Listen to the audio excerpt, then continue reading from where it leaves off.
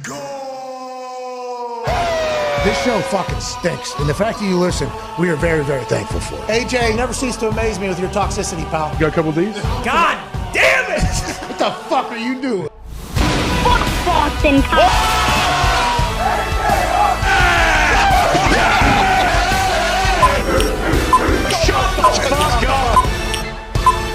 Hello, beautiful people. It is Aaron Rodgers Tuesday, December 6th, 2022, and this dumbass sports show starts right now. Football! Wrapped up, it's week 13 last evening in Tampa Bay, where the greatest of all time showcased why he's the greatest of all time in a clutch comeback late to take the Tampa Bay Buccaneers to 17, to the New Orleans Saints 16. Congrats to the NFC South on being the worst division in football this particular season. And also congrats to Tom Brady showcasing that he still got it. Oh, there you go, Tom. Yeah. Missed a couple throws early to Julio Jones. We thought, oh no, is this going to be an off Tom Brady evening? Saw Andy Dalton make some plays. That guy is like 2-14 or something like that on Monday Night Football throughout his entire career. 6-21 in his career on primetime. Sorry, let me get it actually more accurate in this whole thing. Monday Night Football, I don't think he's won since like 2014 as a starter or something like that. There was a lot of stats about Andy Dalton not winning on Monday Night Football. I think he made every play he had to win last night. Had a couple of nice throws early. Then late to Taysom Hill down the middle, fourth quarter to put the game on ice pretty much.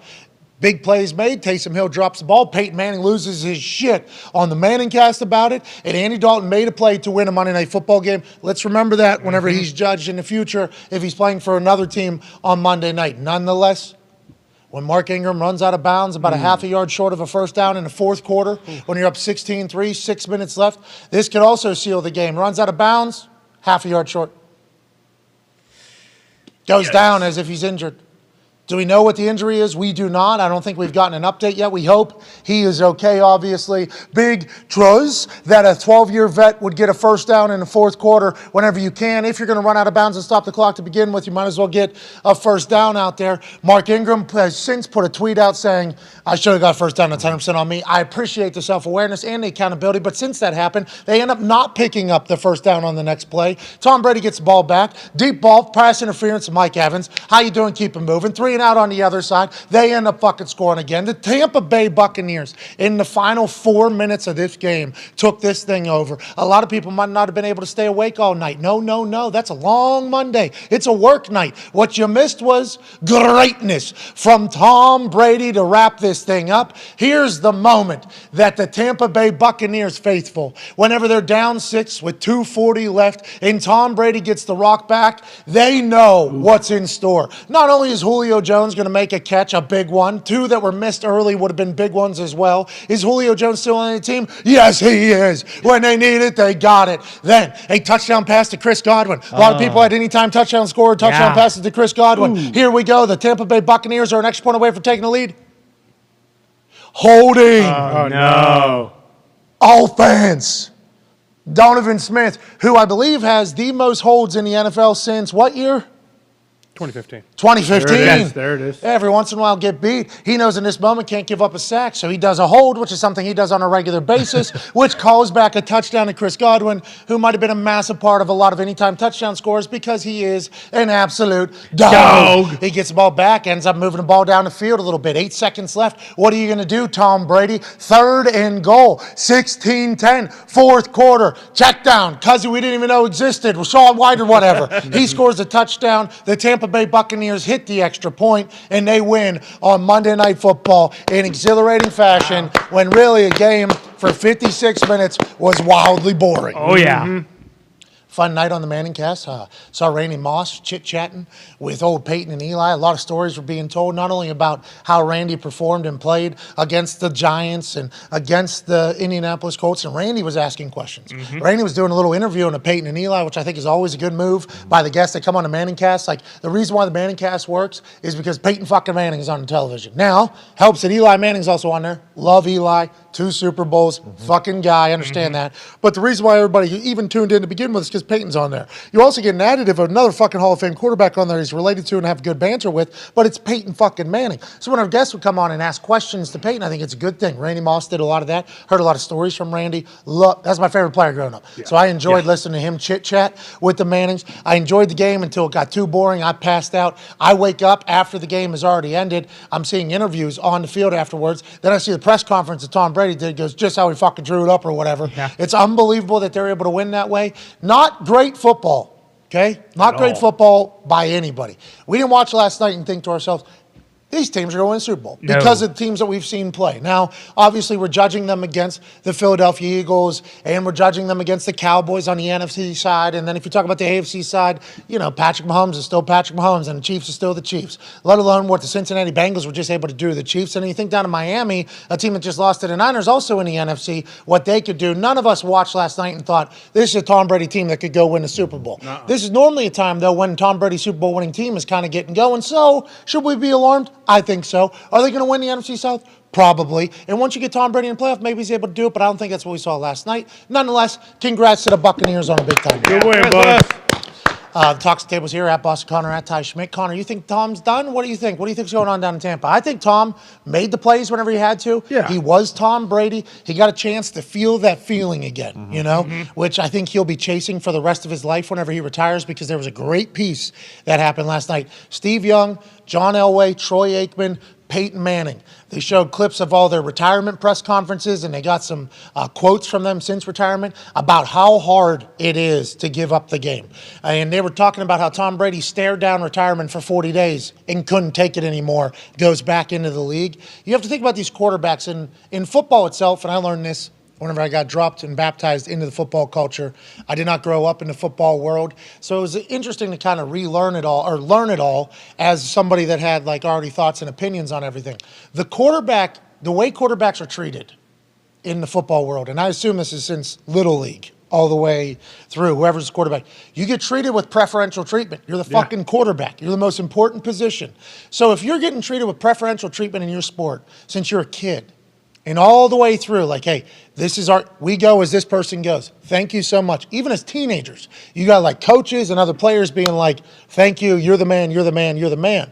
So then you go on to become one of the greats of all time in that pantheon of greatest quarterbacks of all time. So not only are you getting, you know, kind of fluffed and catered to your entire life, but also you're better than everybody else. So think about the amount of catering that you're getting done to them. So I don't think it's not just on the field, the competition level. It's like the way quarterbacks are viewed by their teammates, by their peers, by everybody in their world. I think it's probably a little bit difficult to walk away from that particular feeling as well for people. So you combine that with being great at something and loving that thing, because how could you not love it if you're great at it and you're treated incredible in the middle of it? So then you have to walk away from it. And they were talking about Tom Brady. It made me think about Aaron. Like Aaron, everybody just says that Aaron's going to be able to retire. I think we've even got caught up in it. Like, oh, Aaron's just going to, he's going to go host Jeopardy. Yeah, walk away. He's going to be able to do it. It's like, I don't think that's the case. And I think that was what they were trying to make the point of last night about Tom. Everybody's talking about Tom experiencing what life was like without football, taking his kids to school. A lot of those jokes are made and everything like that. It's like, I don't think it's going to be easy for anybody that is in that position to ever walk away, and it kind of got cemented home last night. What did you see from Tom Brady, and what do you think the future looks like? I mean, it feels like he still has it. It's not like he's missing balls, you know, short, even though there are some where maybe Julio deep ball overthrows him and everything. Him signing that one-year deal last year makes me think maybe some other teams that he has a thought of going to play for, maybe he'll check out the free agency market again, because he's only done it once before when he first came to Tampa. But also when you look at the contracts that a lot of those free agents in Tampa signed, Godwin signed a 3-year deal, Jensen signed a 3-year deal, Lenny signed a 3-year deal. Like, I don't know if his time in Tampa is up. I think no way, no chance in hell he retires, just because of everything that you just said and because of the quality of football that, you know, the Bucs have played this year as a whole. I don't know if Tom is the type of guy that, you know, has his worst season, at least in the last 10 years, and then says, yeah, I'm okay with ending it on that note. I assume he probably wants to be a little more competitive, a little more of a contender, and go to the Super Bowl, go to the NFC Championship or the AFC if he comes back. Who knows if he does that? But no, they're just not a typical Tom Brady team. I mean, 6-6 week 12. This is where you think that they're, you know, and they start showing signs of we figured it out. They already had their bye week where they could have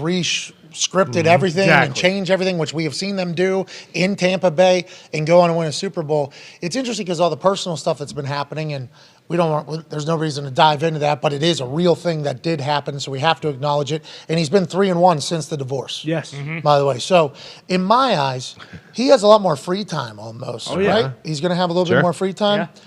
I think that makes him stay in football longer. Absolutely. So unless he goes on a bender, what if at the end of the year, he's just like, all right, I don't have the kids for the next month because they're going to Costa Rica or Brazil or wherever, whatever the case is. Yeah, I don't want to play football anymore. And just goes on a fucking festival run where he's just private planing around places, having the time of his life. And that's how Tom Brady ends. That's how he's like, and I'm retiring. He's at let's say he's at Ibiza. He'll be at Ibiza. And with Jules and Gronk. Somebody will be like, and I'm fucking retiring. Yeah, I'm done. I'm doing this every day for the rest of my life. What if Tom Brady just becomes fucking Leonardo DiCaprio for the rest of his life and just retires out of nowhere? All of that is on the table. Yes. None of us have a clue what's going to take place. Obviously, there's $375 million waiting on Tom Brady at Fox, allegedly, if you listen to the earnings call and everything like that happened with Fox. But for me, he's not underthrown anybody at this age. He's overthrown people. Yeah. I'm thinking he's going to want to go to a contender and fucking make 1 last, 2 last, maybe 3 last runs at this thing so he can let everybody know still got it. Can act like he's going out on his own terms as well because he's not going to want to get forced out, I think. This is all just from judging and watching from afar. Do not know him personally, but there's another conversation to be had. It's going to happen today. Like Aaron Rodgers. Yeah. Everybody's like, he did that salute. Very firm. Stiff. Very firm. Stiff salute. Oh, yeah. Very Held it up there. Yeah. very Strong. Yeah. very strong salute. A lot of people are saying a lot of things about that salute on the internet, but the internet's going to do that. Like it's been talked about him, and he said, you never know when your last one's going to be when you're playing the Chicago Bears. And it's like he said this a couple times, and everybody says he's alluded to retiring and everything like that. At that quarterback position, I think it's going to be tough, especially for those uber competitive humans like Aaron and Tom both are. And when you're that uber competitive, and to Connor's point about them being 6-6, like I just can't see there being any way that Rodgers wants to go out this way. Like the Packers have been in contention to either go to a Super Bowl or go to an NFC Championship for the last 15 years it seems like.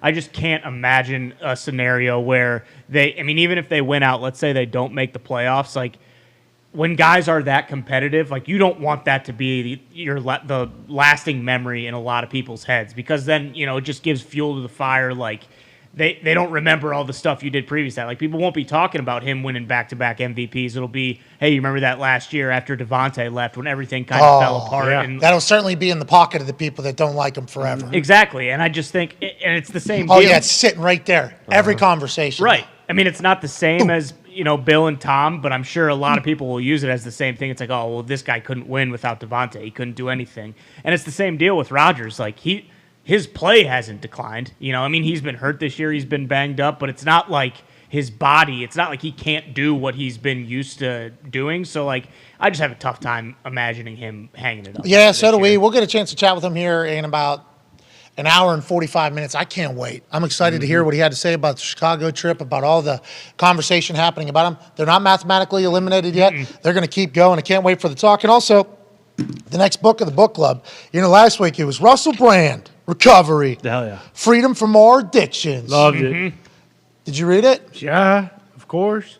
Pre-book club or because of the book club? Because of the book club. Probably should have pre. What was your favorite? I don't know. I scanned through it here before the show started just so I can kind of get at least let me get a feel for what we're Right. talking about. Yeah. I've done it for all these books because, we all know my story, Sure. okay? I've never read one of these. Correct. But at least would like to get a grasp of what it is. I started just kind of looking into them, before Right. this one. Yeah. This was a book that was recommended in the Aaron Rodgers book club. This Bible right here that you're looking at. 1 week, week to week is what the book club is. This thing was recommended. Well, Bible, I meant like in girth. Yeah. Well, and Right. he was trolling us with that one, if you remember what he said about it earlier this year in the book club reveal. No, what do you say? He said I didn't even read it. He said that? That can't happen with this book club. Yeah, he Can't said that. Believe me, I still have the clip. You can't use the book club as. Oh boy, that's Is this all- misinformation on the not Pushing good. an agenda? Is That's that what you're not going to say, good. Tony? I don't like. Anyways, chapter 9. Now apologize, unless that would make things worse. Yeah, that's my favorite This chapter. fucker was deep, right? Yeah. I fucking hate when apologies make things worse. Why? Because right. it's just not fun, or what? I don't know. I don't. Are know. you good at apologizing? I haven't been solid at it throughout my life. I've never actually had to apologize for anything. See, you Boom. and me probably similar. No regrets. I'll tell you what, though. Whenever you have to really, when you did fuck up, though, Yeah. those apologies, whoa, those ones are real. After I got arrested, I fucking Sure. they had a full. That was one of my favorite moments of all time. I mean, like looking back on, not a part of it. Sure. Just because I learned a lot about me in those moments. I was pitched an idea by somebody. I'm not going to say who the name is because I don't want to, put person in bad regards because I don't think that was the case. Starting to outline a speech for me to give about the life I used to live and then Christ coming into my life. Savior. Yep. And then what I've done over the last 10 days to really do it, and then this whole thing. And I said, I'm not saying that. And I was bummed at this point. I just fucking embarrassed my whole family. I lost $40,000. I didn't know that could happen overnight. It did. Been arrested, been embarrassed, been mocked, been ridiculed, everything like that, and fucked up. So when that got laid in front of me, and I said, I'm not going to do that. And then I go up. I'm just going to go talk. That's what I said. I'm just going to go talk. The sheer panic on a lot of people's, the people that laid out a couple of the ideas, on me going up there to speak was an enjoyable thing for me to think of. Like, these people think, what do these people think I'm going to say? Like, what are they, like, oh, I do that every night? Like, I was obviously emotional. That apology, though, was like one of the biggest emotional. It's good to apologize every once in a while, Tone. Okay? That's agree. what I'm trying to tell you right now. Say It's sorry. good to have that moment when you acknowledge that you fucked If up. I have to, I will. Like, I'm not afraid of it. I just never had to. A man who's never had to apologize. Nope. No, you're goddamn right. Man who's in the trenches all the time. A guy who is just an absolute stallion at life, standing at 4'6". AQ Shipley. Hey Q, how you doing, bud? What's up with the chair? You look a little small, eh? Doesn't go any higher. I don't know what happened. This one only goes down. Oh, I like that. So that's not a bar. That's not a bar height. That's No. office height. Right. That's Kind of office. nice though. My feet touch the ground. That's good. you go. Because you know what they said about you, where you were barely. Remember when you were coming out? They said this guy's Barely. Not like a barely. bear. Not barely. He was barely Barrel-shaped. like a keg. Arms don't go that far. No, That's why his bench press may be higher than others. They were bashing him, said he's going to get out leveraged by others with longer arms, and then his legs kind of shorter too because he has to, Michelin man around. Snorlax. And look what you did. 12 years in the NFL. This guy. Go out. You did it. Thanks, guys. Super Bowl champion, absolute stallion. Let's go back to the conversation we had there at the beginning because you were a coach of this guy and a teammate of this That's guy. right. Yeah, it's a weird relationship. This guy is taking a snap from your Taint. Yeah, Gooch. Yep. boom. All the above. Know him very well. Couple overthrows last night. Didn't look his absolute best. Couple decisions that were made, obviously, that happened that were like, that's not the greatest Tom Brady has ever been. But you got to be around this guy.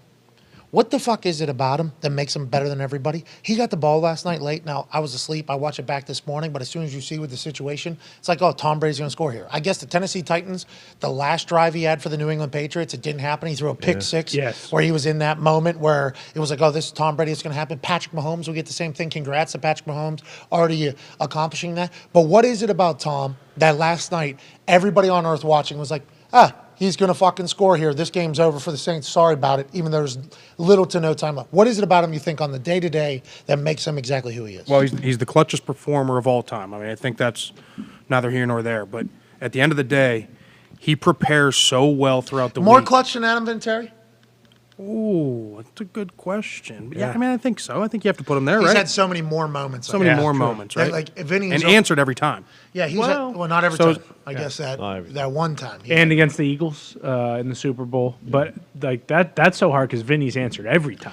No, he missed one. There was one he missed. I saw it on a package. Like literally Really? one. He's only missed one. Yeah, but there's one time he Yeah. missed. It was a regular season game though. So. Oh, okay, yeah. So the playoffs. It might have been a preseason game, actually. They put it in the clip that I watched Jesus. or whatever. It was not a game that mattered. Give I the don't guy know. a break. The Titans won. They had a long road to go, but the Eagles won in the Super Bowl for sure. Where you I- got strip sacked. So I think like Vinatieri's clutchness comes from his competitive juices. Like Vinatieri is so competitive, so competitive. He does not want to lose. Like everybody says, I hate losing. Like I've been around some of my wife's friends, okay? And it's like a card game or something.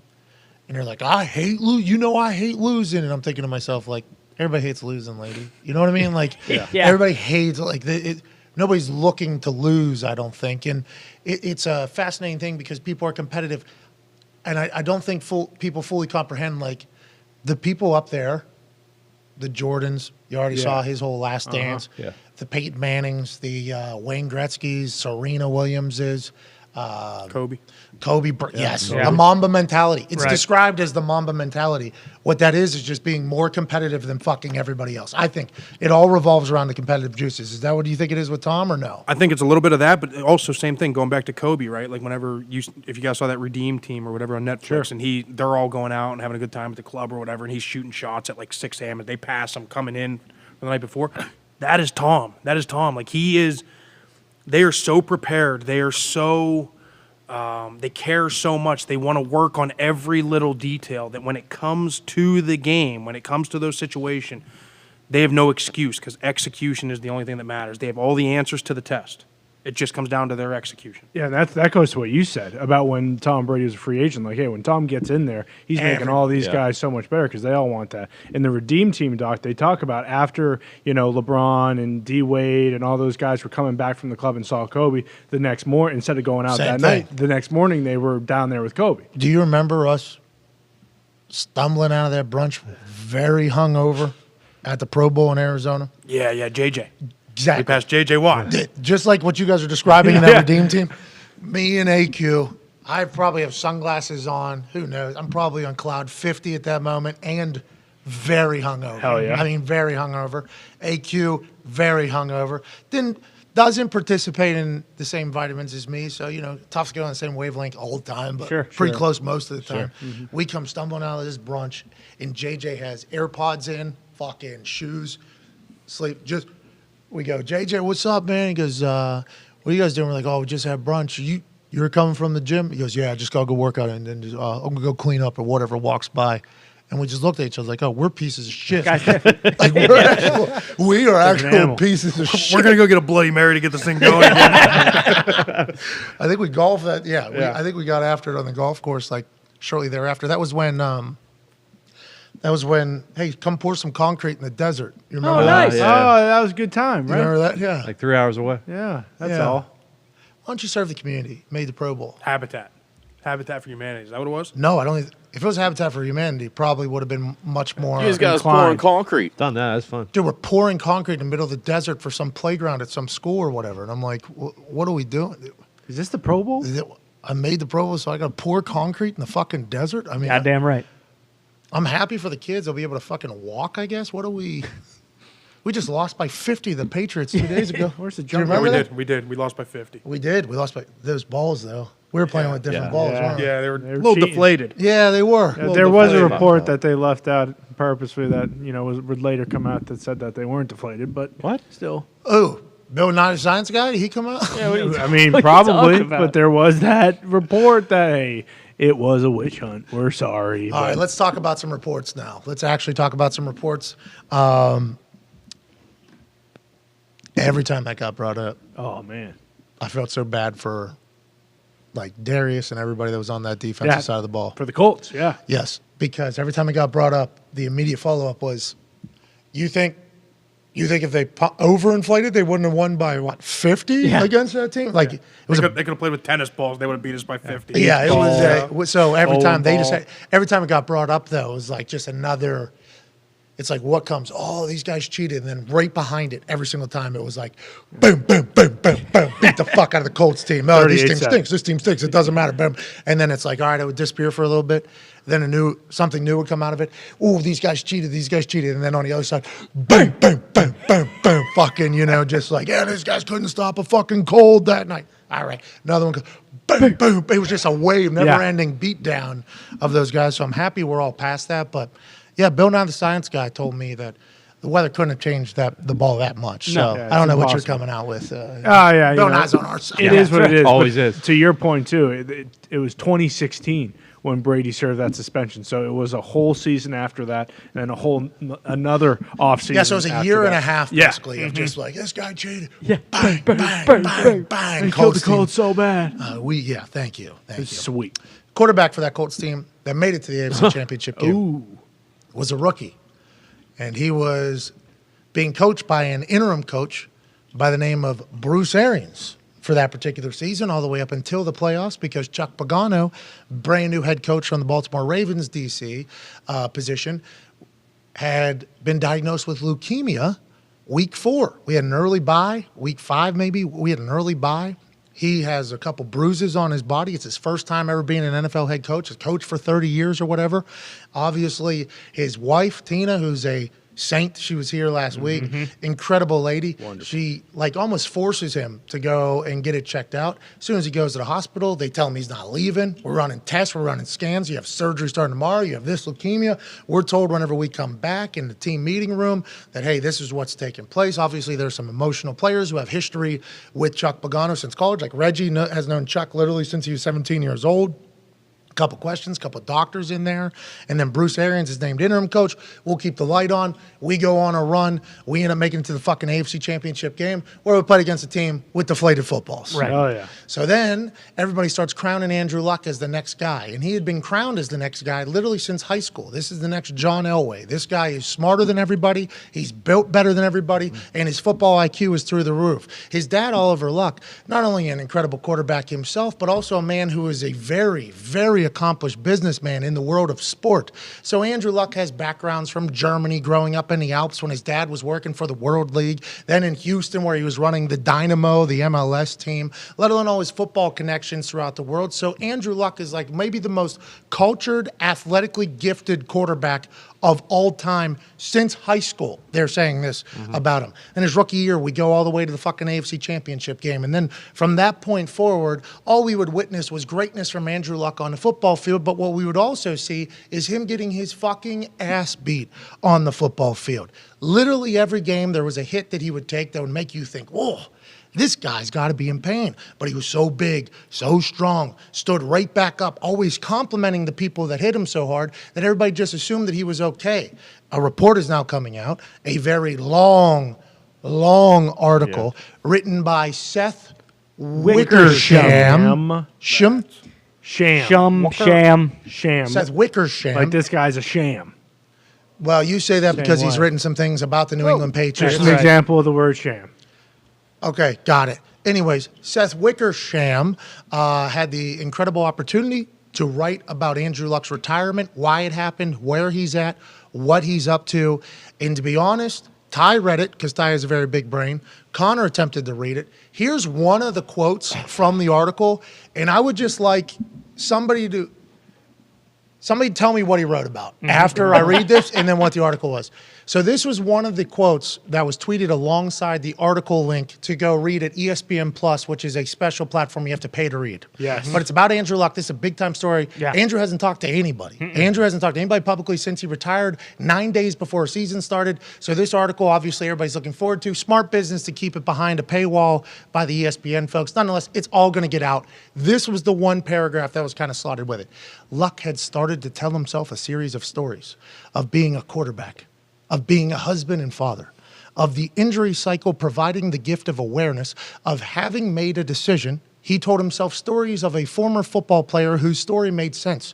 Grieving what you know best, he says, often until those stories made sense. But none of them netted out in resolution or assurance that he hoped would erase this feeling he lived with and had no choice but to try to talk out. This insane conflict of giving his life to becoming one of the best in the world at his craft and wondering what's left when it's over. Therapy helped Luck to arrive at the clarity that I don't need more clarity, he says. Language that felt both sufficient and inadequate because it failed to yield what he most wanted to know. Which choices are the right ones? And are they right forever? And if they fade or if their edges recede like an iceberg, were they wrong even if they still feel right? I doubt I will ever find the answers, he says. All of them. Or any answers. Okay, so the mental gymnastics I just had to go through to read that. Is the entire article like that? Good reading, by the way. Thank you. Yeah. Thank you so much. That was advanced reader level 1000. I are asked you the group talking this about? morning or whatever. But is there any answers in this thing? Because I just read this one that was tweeted alongside the link, and I tried to read it. I'm like, this is a difficult read for me as somebody who's a part of a fucking book club. Right. Okay, I'm part of a book club. Never read a book. Part of a book club. So it's kind of amazing. On the internet all day, every day. There was a lot of word jumble there, but I think what happened was he's just conflicted by it all. Did you read the entire thing? What was your big takeaway about it? Yeah, I read most of it. This excerpt is pretty convoluted and confusing, but this actually Good word. kind of goes well with what we were talking about today with like Brady and Rodgers and these guys.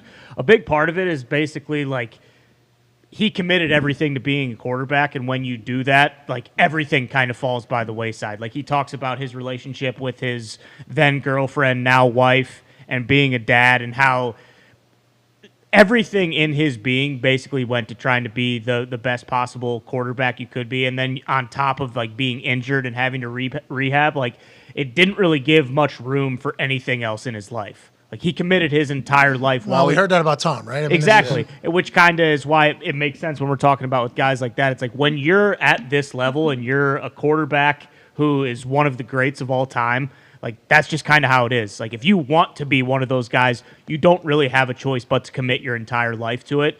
And that's why we see some of the, I mean, you know, it's not the same thing with Brady and his family and stuff like that or whatever you want to talk about, but there's a reason these guys a lot of times end up, you know, you always talk about the Hall of Fame speeches where the first thing they're saying is, hey, to my wife and to my kids, like, I'm sorry I wasn't around all the time. I definitely could have been a much better father. But I think that's basically what this is saying is, you know, like where he's at right now and kind of coming to peace with his decision, because I think he still loves football, but it came down to a situation where it was kind of like his wife was kind of done. Like she, you know, like was accomplished in her own right. She had There's a gymnastics move named after his wife, I believe, because how good she is in gymnastics. Yeah, I'm pretty sure she's like a fucking From like the Czech Republic. yeah, like a stud over there at Stanford. Yeah, as he well. met her at Stanford. She was getting an MBA. Obviously, if you go to like, you know, they're not letting everybody into Stanford. Like it's not like she's some dum-dum who got lucky that she married Andrew Luck. Like she's very intelligent, accomplished in her own right, had a bunch of stuff she wanted to do, but that's what she was kind of saying is like, hey, if your husband chooses this profession and this what he does and he's this good, like you have to just be at his service pretty much. Like it doesn't really give you the option to do anything that you want to do on your own. So it was a lot of like Luck basically coming to terms with like, am I okay that I kind of just walked away. I still love this. Did I make the right choice? I don't know if I'll ever know, but it does really seem like he is actually at peace and like genuinely happy with where he is at right now. But it also really underscores what we talk about with those other guys and why it is so easy to see like why it's impossible for these guys to walk away. How long did it take you to read that thing? I mean, probably about 35 minutes. 35, Jesus. 40 minutes. It's a long read. It is. Well, yeah, halfway but you're like a solid reader, like good reader as well. I couldn't even imagine if I attempted that thing, how many times I had to do. See, we read What? well. We Yeah. just And don't go- comprehend Yeah, what we read. I can read through it. You know, you do like what was that game where you had to read like Retention and comprehension is a problem. yeah, it's just well, I can do it in tweets. Yeah. You show me a tweet, I can probably remember it a week later who sent it, what it was said. Simple. But just those long, like that whole paragraph right there. That was a reading it, confusing one. I'm like, bro, Read what it the 8 times. fuck? Is there any answers in this thing? I don't. I'm trying to use context. Why clues. does he even write like this, though? Well, because he's a writer. He's super Yeah. smart. He has to use super words. But also, I couldn't even imagine what him and Luck's conversations were like because Luck's Rolodex of words is. I used to have you. I didn't talk to him that much. I didn't really know him that well. Andrew, I thought he was an incredible football player. I took a picture of Adam Vinatieri that had Andrew in the background. A lot of thigh. Whoops. His whole thigh and his ass cheek was Couple out butt there. cheeks in there, Yeah, his yeah. right butt cheek was in there. Nothing else. Hands were placed perfectly in that particular situation there.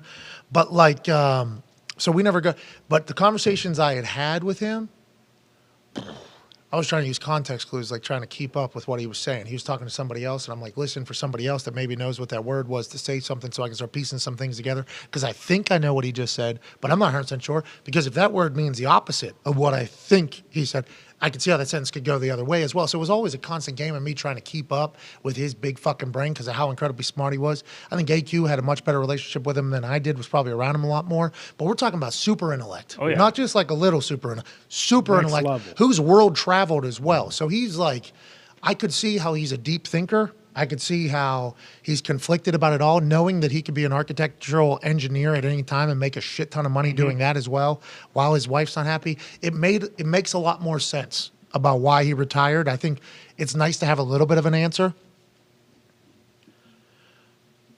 Did you read in there, though, that somebody could come with a massive offer and say, hey, this is what your life could be, and he could play? Did you hear that at all? They didn't mention that, because I don't see him, at least from the quick read that I don't ever see him playing again, because they talk about how Wickersham and him were on Stanford's campus because he went back to school to do whatever, and like he was taking a full course load, and he told him like, I had to drop a class because I don't want to get in the situation where like me and my wife and my kids are on, like a different page. Like that's happened so much already. Like I'm never letting that happen again. So it seems like All right, good. football. I don't think. Happy for you, Andrew.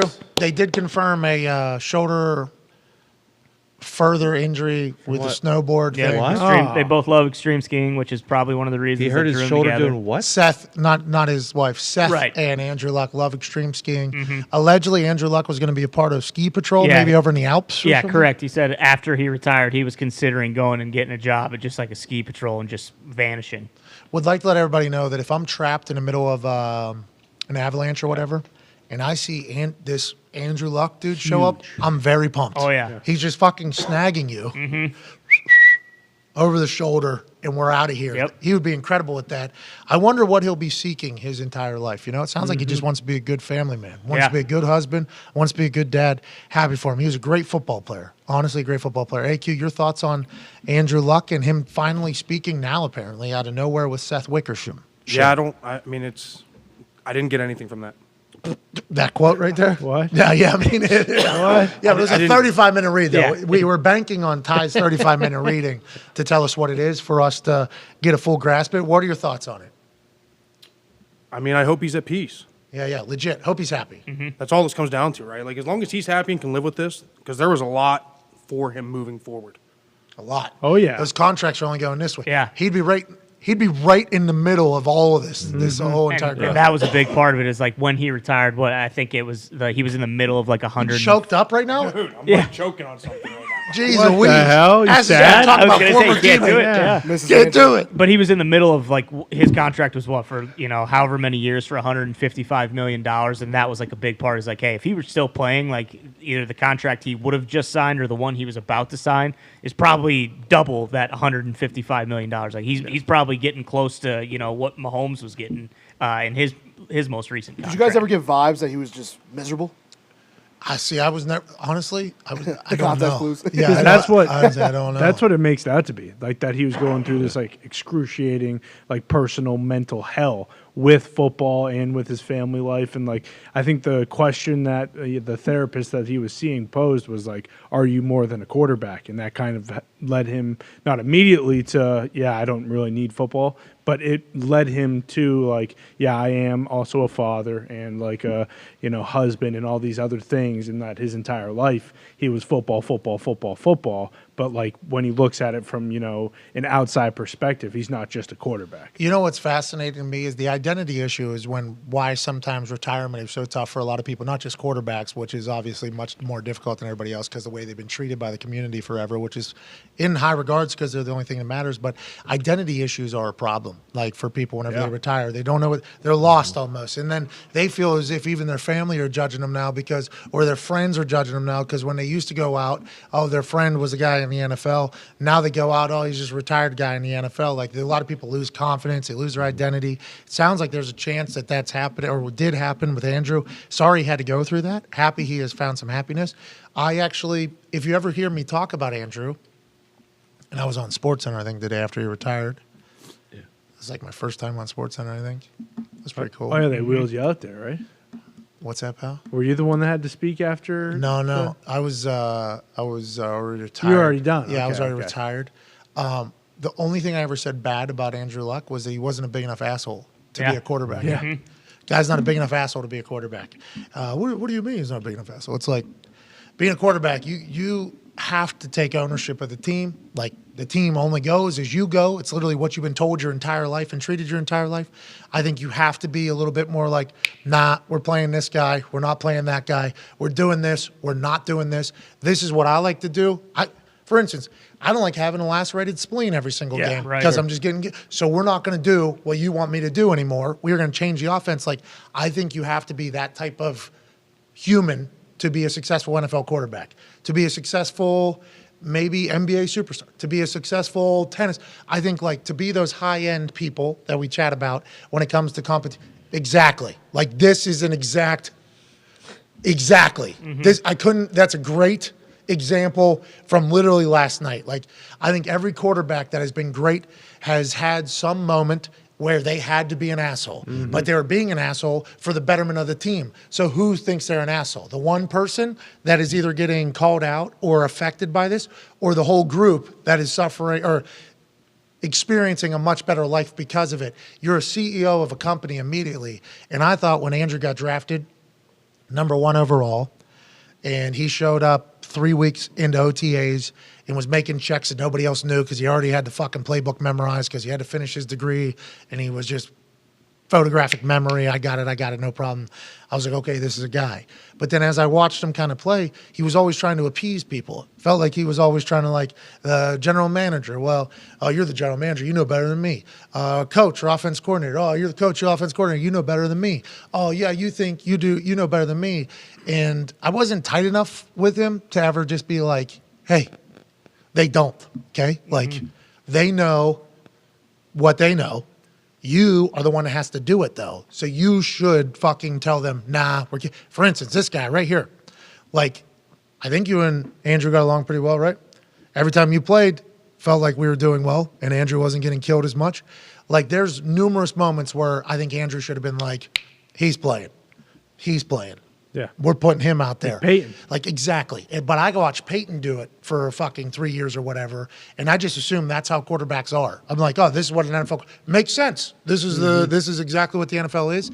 And then I watch Andrew, and he didn't have that in him because I think he was too nice of a fucking guy. He takes a massive shot from somebody. Great shot, man. Like he's just trying to appease them. Whenever a coach makes a decision that is obviously a wrong decision, and we should not be doing it offense coordinator-wise or whatever, he's like, well, you put in a lot of hard work for that. That's your decision. We'll go try to make it work for you, which is cool. He's just like too nice of a guy. And it makes sense that literally he was so conflicted to how good of a husband he was supposed to be, which we hear everybody talk about, that is what kind of took him away from being one of the greatest quarterbacks in the history of the NFL. Yes. He's such a nice fucking guy, this Andrew Luck guy. Honestly, I think that is my biggest takeaway from all of it, is he's an incredibly nice guy, an incredibly good guy, an incredibly smart guy. Oh, yeah. What? So that's what we're getting out of that? We get that he was more concerned about being a better husband? Yes, I think And, so. like person as a whole, like father, like there are a lot of like different aspects of it. I mean, there's think, plenty of time to be that, right? Like, I mean, like I don't know. Yeah, but I think a big part of it was that his wife basically gave him an ultimatum. She was like, hey, I'm sick and tired of That this. happened in the article? in the article. Yeah. How many kinda. minutes in? 20 minutes in? Was that like a 3/4 of the way through, or when It did the was ultimatum come? Probably about an hour and a half for me into the article. Okay, is when I 30 got minutes to it. in. What was Ty? she sick Yeah. and tired of? I think he was getting beat up and like just the way he was acting at home. Like it was just like, I mean, Miserable, Yeah, bro? and it probably Yeah. not the guy she met when they first got married. You know what I mean? It's like completely different. And then I think it was all the stuff with football was just weighing on him, and he's just like, I mean, I don't know. You guys obviously know much better playing in the league, but it's like, you know, you want to be home, and she probably, especially when you have a kid, like she wants him to be present, and he's like there technically, but he's not present. Like his mind's in the building or it's doing whatever. Like, so it's, So AQ and I will probably say like, $150 million, I think was the contract, right? I think it was $150 million. That's what we're thinking. And Yeah. a lot of people 4.5 months, suck it up. are Right? Like 6 months, I think. 6 months, Yeah. whatever it is. Well, and like the ultimatum too was that like Andrew wouldn't talk to her about it, and like Ty just mentioned, she's a very successful gymnast. Like she understands the injury part of She has a sports. badass degree too. I think she's yeah, she got an MBA from Stanford. Like, She's she got like her a- master's in business. yeah, she's a fucking rock star. Associate producer for like NBC, like very high up, I believe. Because part of it that She's they a were TV saying, producer now, yeah. yeah, part of it in the article Congratulations. I didn't know that. when Andrew called her to tell her like, hey, I'm gonna hang it up. She's like, okay, sounds good, gotta go. I'm with the camera crew right now. I gotta do my job. Oh, so So It was more, yeah, exactly. one But person's job is a lot of it was about him kind of keeping it internal and not sharing how he was really feeling. we what hope he was he's going happy. I through. hope everybody's happy. Sounds like they are. Yeah. Congratulations. Congrats on all the success. Morocco has eliminated Spain. Wow. Holy Going shit. into overtime, they were plus 270 Yeah, the World Cup ended on Saturday last week. when though, United so- States got. Yeah. Oh, that's how they Cheeky. knocked Spain out? Cheeky. The waddle. And a waddle. As somebody who is, obviously Morocco's goalie, man. breathed He the fucking- air of Morocco. Yeah, Spain had all reds up there. Yeah, that's That what is Zito a just score. said. The goalie crushed it. Congrats to the goalie. for Wow. Morocco. What a win. Oui, oui, monsieur. They speak French over there. Didn't know if you know that. Didn't. People forget. Not very cultured. You? Who would have guessed? Yeah, what do you mean? Yeah, you don't even have respect for fucking Joe DeNaro. Yeah. So, how's your Twitter life going? I mean, I don't know who this guy is. Joe, you don't know who What? Joe You DeNaro don't know who you are? You Or again. Somebody in this office. I'm feeling it. What? No. You What do think you we what? got time? Wait, what do you mean in this office? What's going on? There's a Joe DeNardo burner just coming at me every day. Whoa. That's awesome. Coming at you, coming on you. Probably the ghost of Joe. Probably is Could the be. ghost of Joe. Might be his kid, knew. Might be. Joe. What are they Jr. saying? What do you mean? What's going I get on? the weather update for Pittsburgh every day. From Joe DeNardo's burner? Yep. I bet you it's spot on. Yeah, Yeah, I bet nailed it. Probably spot on. Do they have any pictures of Doppler that DeNardo's reading or no? Nope. No pictures. Is that his Twitter photo? No, I think it is actually. Oh, rest in peace. I think Joe. it is. Miss you, No Joe. golfing Miss you, Joe. today, bitch. Yeah, that's Is that right. what the, is that what That's the, right. is that what it says? I think so. Joe DeNardo's burner tweets you no golfing today, Yeah, bitch. I love that. Yeah, That's that person needs to start doing the Arizona weather too. Hey, Yeah. congratulations, whoever's doing that. Well done. Way to go, Joe Jr. Love you, Joe. Let's change subjects.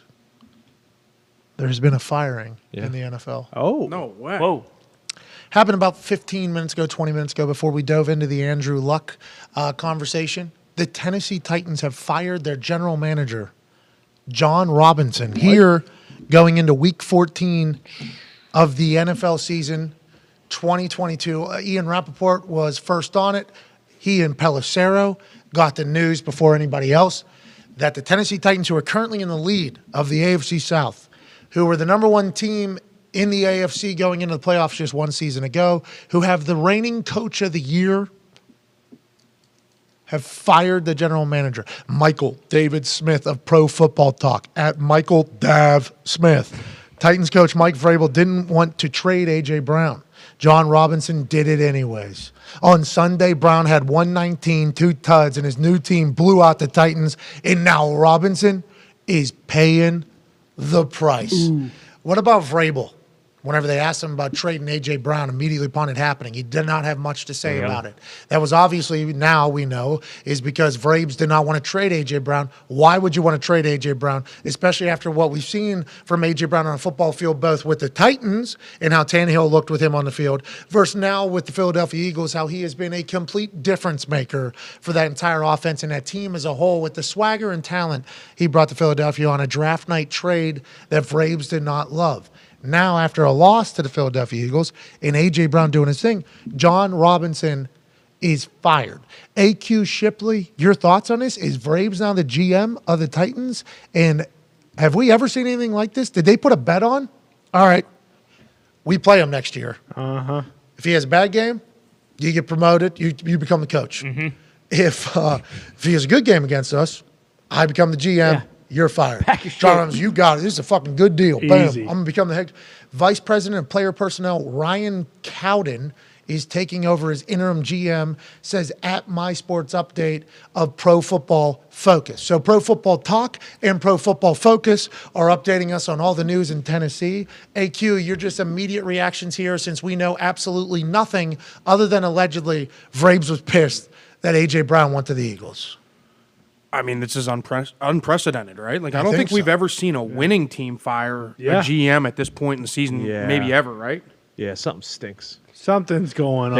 He just signed an extension the same day as Vrabes did in February. Yeah, this is now interesting. the trade came after that, but OC just That- got a Dewey. Is something going on behind the scenes? Yeah, but what? You think he was driving and OC maybe. took the... Is he in the You back think seat? OC Yeah. was sitting shotgun and was like, I'll do it like for when you. Yeah, Kenny perhaps. Powers put Kenny- Stevie Janoski in the driver's seat. You were drove driving. here. You drove here. It's not funny. Don't drunk drive. No, No, we're just talking about the Yeah, that show is very funny. the show is funny. We know what happened. and we probably should have seen it coming. Vrabel is the consummate, epitome of being a tough guy. John Robinson was crying and blubbering at the combine about not doing enough to make the team succeed. Vrabes probably saw it and said, "Get this fucking guy out of here. I don't care when you do it. I don't care when it happens. Get this fucking guy out of here. I can't look at this guy in the face anymore." Make sure it's after we play AJ Brown. Yeah, right. Make sure it happens the week after. How about Vrabes going? I got my quarterback who's going into depression because we lose a game. I got the fucking GM crying. I got, 6 lips in right now? I don't got enough jaw to get me through this. Nah, okay. Oh, shit. We do remember this. Yep. He was sitting right next to John Ross. So you're telling me we're getting rid of the best player in football. All right. Look at that look on the way back. Go back to that. Yeah, fucking. His way back. Head shake, tight pants. He's still working out. Obviously, it's the off season. He hasn't had. Did you see the exhale by John Robinson? Go back. Look at that head shake. Oh. Did one of these Robinson did? Yeah. Right after Braves got up There's full stats and analytics now. Like the Titans have made the playoffs 4 out of 6 seasons that John Robinson. Yeah. Oh, he said, "Oh boy, oh boy." Braves head tilt right there. Yeah. Fucking kill this guy. Bitch. This guy's trying to fucking kill me. Now, do know that coaches and GMs have a natural buttoning beef. Because coaches can only coach the players that the GM gives them, and the GM thinks all the players that they've given the coaches are good. So if the players don't play good, it's the coach's fault. And if the players don't play good, coaches believe GM's fault for giving us shitty players. Yeah, it's a big, hey, this is on you. No, this is on you. That's a natural thing that happens in, I would probably assume every single NFL organization is outside of Bill Belichick, who does absolutely Andy both Reid. of them. Hell yeah. Andy Reid, probably same way with Veach. You're saying he's good Yeah, I with it? think there's a couple. I think Schneider's very good with Pete Carroll. There's some good working relationships, and then there's some that are. Yeah, you're fucking me. No, you're fucking me. No, You're you're fucking fucking me. Sirianni and Howie, because Howie looks into everything, so Sirianni can tell him. Brandon Bean, McDermott, Coach T and anybody who was the GM of the Pittsburgh Steelers. who's only been one person for the entire time, but now it is somebody new, of course, who turned Diggs is dropping Good in. point, though. Man, fucking working. I love that. What are your thoughts on I loved it. I love Coach Tomlin. I mean, he's gonna have another not losing season, which is unbelievable. Well, so, all right. Let's finish up the John Robinson stuff. We'll get back to that, though. Yeah. They just have fucking terrible players in Pittsburgh. And why is Colbert held in such high regards? Because the stat that everybody says is another winning season. Holy hell, look at how he won. Look at who he won with. It's like, well, then why is the GM always held in such high regard? If they haven't, well, you guys haven't won a playoff game, 6 years? 2016? I block out the bad. I just know that Colbert won 2 Super Bowls.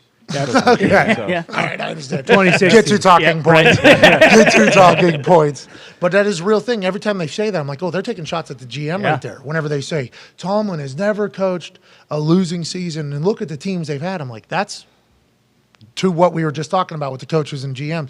That's a shot at the GM pretty much. Or is it just untimely, unlikely injuries that have No, taken place? I think when it comes to it, there's so many cycles that go through when you have a starting quarterback that makes the crazy money. As soon as you pay that starting quarterback that crazy money, the team has to fall at some point unless you draft really well. So I think there's a point to that it's hard to have a 500-plus season every year. It's hard. It is very hard. There's going to be boom, boom, boom, and then you see a drop-off. Boom, boom, boom, then there's going to be a drop-off. They've never had that huge drop-off. Well, so we should respect their drop-off both their drop-off's an 8-8 season. That's a drop-off for them. Pittsburgh Steelers postseason results. Yeah. It was Yes, in it's been the 6 AFC years. Championship in New England when AB started recording the post game of the divisional of Mike Tomlin, yelling something along the lines of we're going to kick their ass. Not to mention injuries too, right? Assholes. Not winning Yeah, a Super Bowl something with like fucking Ben Lev and AB is a real fucking. Kicking the John. To AQ's point, though, when the offense was rolling like that, The defense wasn't very good. Then they reloaded the defense. The offense started to stink. Anyways, let's get back to John Robinson. Something happened here. Yeah, big time. Oh, yeah. Something happened here. This ain't. Need some inside sources. We got to call Vrabel, call somebody. Yeah, here's from Amy Adams Strunk. It's a sweet last name. Stink. Stank. Strong. Since becoming controlling owner in 2015, my goal has been to raise the standard for what is expected in all facets of our organization. I believe we have made significant progress both on and off the field through investments in leadership, personnel, and new ideas. This progress includes the core of our business, the football team itself, which is regularly evaluated both by results, parenthesis, wins and losses, parenthesis, and team construction / roster building. I am proud of what we have accomplished in the 8 seasons of ownership, but I believe there is more to be done and higher aspirations to be met. I want to thank John for his dedicated work to set this organization on an upward trajectory, and I wish him and his family the best. Amy Adams like, yeah, you've made good teams for number 1 team. With our coach, though, Yeah. I think if we had a GM that was a little bit more aggressive and was able to make these bigger moves, and GM's probably like, are you guys giving me the money to do this? That's probably what he's going to say. Sure. Privately in the because everybody has somebody else. Okay, we've learned that in every business. There's always, you talk to the person that we think is to blame, they have their own story as well. Unless they're just owning being terrible at what they do. I assume John Robinson has his own story in this entire thing. I'm excited to maybe hear it. Probably won't, though, because that's how the NFL works, especially at the GM position. Who are they going to hire? They're going to try to get somebody aggressive? Is that what that sounded like to me? Yeah, or just just do the Vrabel thing. Yeah. We've talked about how Vrabel's reached that level of head coach. Like, let's say, he's not that level to be the GM too. And this is to your point, like when they talk about getting rid of guys who are on the last year of their contract, like, yeah, you get something in return for them, but you don't get that last year of that player. And I assume the Titans front offense is thinking, hey, we have a great team. If you were to add A.J. Brown to the team that we have right now, we're probably, not just in the top of our own division.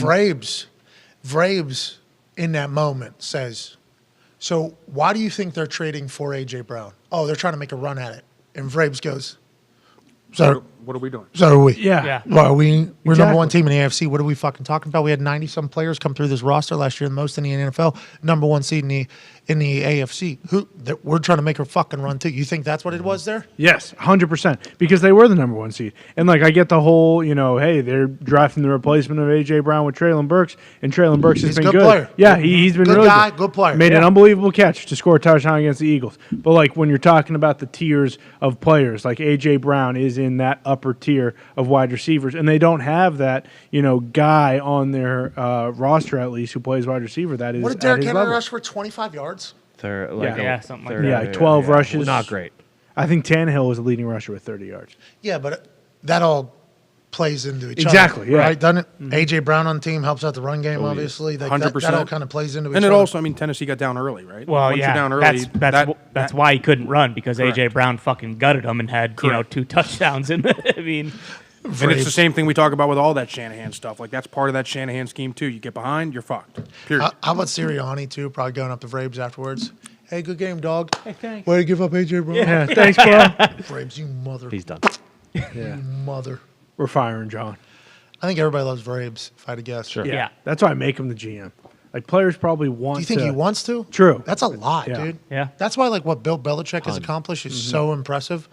Negotiating. Now, I assume that Bill Belichick delegates that to somebody. I assume he has somebody that handles the practice squad, the day-to-day. Yes. So he's not even a part of it. I assume he has to give the okay on it, and there's other people that do it. But the negotiating contracts with your stars every offseason, the structuring an entire roster in the offseason, like that on top of trying to figure out how the game's evolved, and so much time. Bill Belichick has spent so much fucking time in the NFL, which is obviously notable, I think. Yeah, and it's also crazy looking back on Belichick, too, because he's never given a guy, that A.J. Brown contract. He's never given somebody, a 5-year, $100 million deal because of the way he negotiates. Like, even you look at the Matthew Judon contract, who I think we can all agree is probably the Patriots' best player. When you look at it now in comparison to what T.J. Watt or Myles Garrett got, I think they gave Matthew Judon $13 million a year.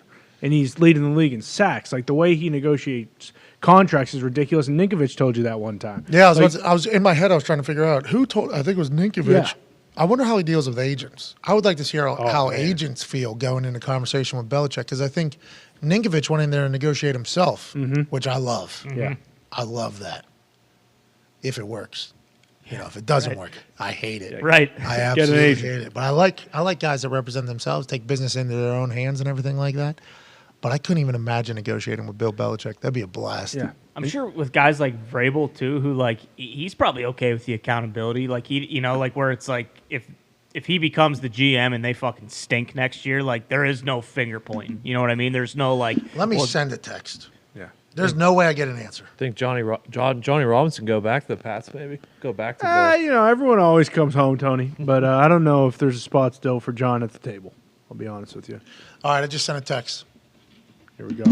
You gonna want to be GM too? Question mark. Let's assume that never gets answered. But if it does, we'll certainly read it That's right into this microphone. Goddamn right. Right here. I try not to abuse Yeah. my texting ability to people, but I mean that would be a massive piece of information. Yeah. Yeah, it would. There's about another guy. everything. Like if Vrabel was like, I think I'm at the point I'm where ready. I could be a GM too. That would make sense on why this happened a little bit more than what's currently happening. Let's get to a break. Hour 2 will be on the other side. We'll have In the Trenches with AQ Shipley in Hour 2. We'll have AJ Hawk breaking down last night's game and his thoughts on a general manager of a winning team getting fired in the middle of the season. This is wild. And all the other news stories and happenings from around the NFL. Cannot wait to chat about the Jimmy G update. Yeah, Might wild. not have a Liz Frank. Interesting. Huge. I don't know how that happens. I don't either, but that'd be huge. Huge. For the San Francisco 49ers. Allegedly, Baker Mayfield is not going to make it through waiver wires. He'll be picked up today. Probably not San Francisco, maybe somewhere else. Excited to hear where that goes after his asked for to be departed from the Carolina Panthers. And then obviously Matt Ryan, maybe not playing for the Indianapolis Colts after the bye week. Jeff Saturday chatted about that. Jim Nagy had some stuff in the college football world. 690 kids went into the transfer portal in like 2 weeks or like a week period or something like that. Jesus. So it's up over 1,000 now how many kids are in the transfer portal. Wild. Everybody's in there. You might want to put some guardrails on that thing. So we'll dive into that in the second hour. I got some takes because I try to put myself in the body of one of these college kids. Like if I could just go do college in like 3 different places and just get a scholarship. Get paid money. Well, NIL deals at all 3 of those places. Like I was thinking about after my junior year when I got like 27 death threats and everything like that. I was like, first I wanted to disappear. Then I was like, I'm definitely getting the fuck out of this place. Can't live here anymore. I was like, I'm going to Hawaii. I'm going to try to transfer to fucking Hawaii. Great That's what I'm idea. going to try to do. Didn't work. Obviously stayed in West Virginia. Didn't know how to make it happen. But if you're looking at that portal and you're doing college somewhere and it's like, I want to go see what college is like and they're going to pay for it and I'm going to be able to do whatever and play the game. It's like, it'd be hard not to do that all. I think for some people with the mentality you have. Now, what you're missing out on is the adversity, the hard times, which you're going to have, which is a foundation that you're going to probably lean on for the rest of your life, not just in football, but in life. Whenever something bad happens, you'll lean on these times where you have to go through some tough shit to get there. I think that opportunity is kind of getting thrown away. I think transfer portal people are running from positions and situations that would probably make them better in the long haul if they were to stare it down. But also, if you're one of these kids, I do kind of want to go college California looks nice. in Colorado. Yeah. Look at the pictures of this place. I've never been to fucking. You ever been to Colorado? No, me neither. They're gonna pay me $100,000 to go. Looks Yeah, really fuck nice. it. All right, Deion Sanders up there. Yeah. Mike Zimmer, NFL defense coordinator, is gonna be DC. Yeah. Avalanche just won the cup. Sure. Fuck the Rockies. All right, let's go. Like that would be hard not to do. Yeah. But now the problem is, not everybody's gonna have a spot that goes in that transfer portal. There's gonna be what's that game? Musical chairs. Musical chairs is happening. Somebody gets left out. I think a lot of people are going to get left out, and they think they're in a good spot. So there should be some guardrails and some expectations put in there. But I can see why guys would be like, "Fuck, go down to Florida. I'll fucking go to Florida." It's too cold up here. Yeah. How could you not? I mean, it's like the Bama's best running back this year played at Georgia Tech the year before. I don't think any of us knew his name. Jameer Gibbs. Goes to Bama, and now he's a top tier guy. He's unbelievable. So good. Cannot wait to watch him play next year. Yeah. He needs to stop throwing picks when he's on the field, but he doesn't need to throw the ball at all. No, just run. Just run. Yeah. Guy runs a 4.3. He's like 6'4". That's the quarterback for Alabama going forward. Just so everybody knows that. And then Clemson's got a guy who should have been a quarterback all year. Yep. Going forward, going to be a guy. He will be now. And there's going to be people that are like, oh, I'll go play with Cade Klubnik out there. Let me just fucking, what do I got to do? I just got to go on the internet. I'm transferred. I'm in the portal. Bloop, bloop, bloop. I'm in there. Now I need to call Dabo and the boys. Hey, I'm pretty good. Love come play with Cade. Fuck it. Come on Guess down. what? They'll call you. As soon as you go in there. Yeah, your phone will start buzzing. You re-recruited. You remember those times in high school when you were able to just go visit places and everybody was trying to make you feel good? You go in the transfer portal, that's happening again. Not for everybody. No. Has to be understood, not for everybody. But those big, high-end guys are going in there. Yeah. Yeah. Remember when Eastern Michigan was going to rename their school to Caleb Williams because he was in the transfer portal? Yeah. I would have liked to seen Emu on his name. Yeah. Emu forever. Fuck Central Michigan. Yeah. Fire up. All right, let's get to a break. Hour 2 is on the other side. Obviously, there's a lot to talk about. And then 55 minutes from right now, Aaron Rodgers will be here after becoming the quarterback for the all-time winningest franchise in NFL history. Remarkable. The Green Bay Packers. Take 5. Bye.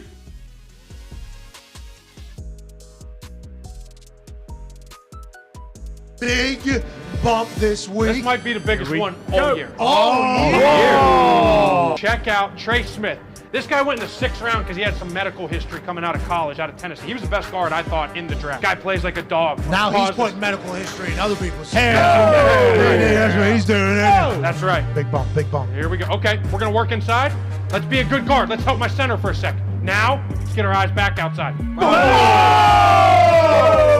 Holy shit, AJ. First class ticket to Big Bump that City. illegal? That's 100% legal. Nah, it seems illegal. What do they say in basketball, right? They tell the point guard shit get hit. not to come in the paint, right? And then they tell the point guard, don't come in the paint. Hey, corners. Sorry, D-Butt. Hey, corners. Stay out of the trenches. Boom! Oh! There's big bodies in there. There's people with bad intentions in there. Boom! He's saying don't go off the top, it's too shallow.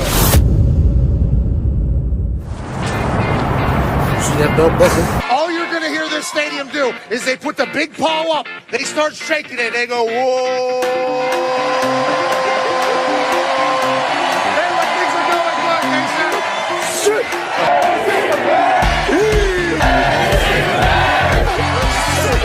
yeah, he loves the defensive side of the ball. He said yesterday to me that this is a blue-collar team.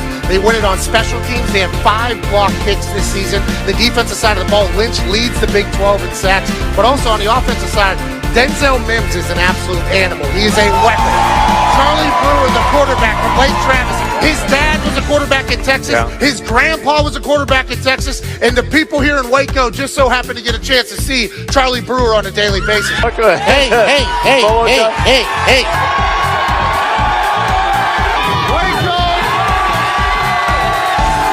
Yeah, Boomer here is going to mean a little bit different than what it means on the internet currently. And hopefully here in Baylor, they hope they're not hearing a lot of Boomer sooner. Everybody wants to be a punter, including quarterbacks. If I was a quarterback, I'd want to be a punter as well. 0 yards on that punt. That's an embarrassing situation. The Dak dance that gets on national television has led to a lot of losses, but you got to respect the hips being able what sign am I going to make for college game day? Well, I want to make something creative. I want to make something fun. No, to hell with it. I don't like OU. It's so thick. Look how thick that thing is. That's years and years of patience. 19. You're headed right for the boat. Right now? Okay, let's do it. We are out here on the Brazos River, which you can take a boat to the game. One of the only stadiums in the country that you can do that. It's beautiful out here. A lot of people would say, this is the last time I'm going to be on game day. The last time I allegedly did what I'm about to do, I ended up in a jail cell. Let's go!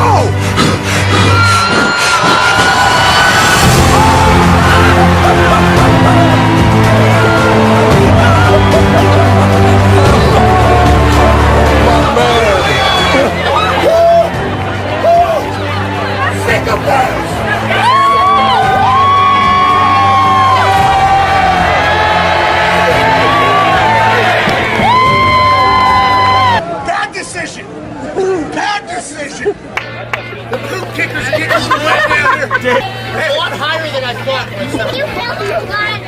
You look like Ric Flair.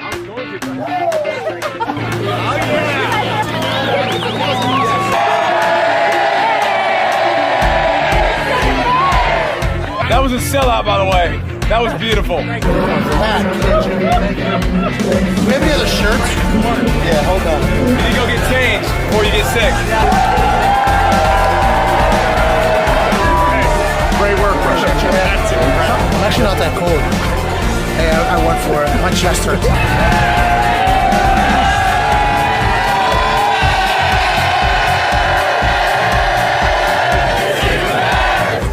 It was like 5 feet. I was standing there.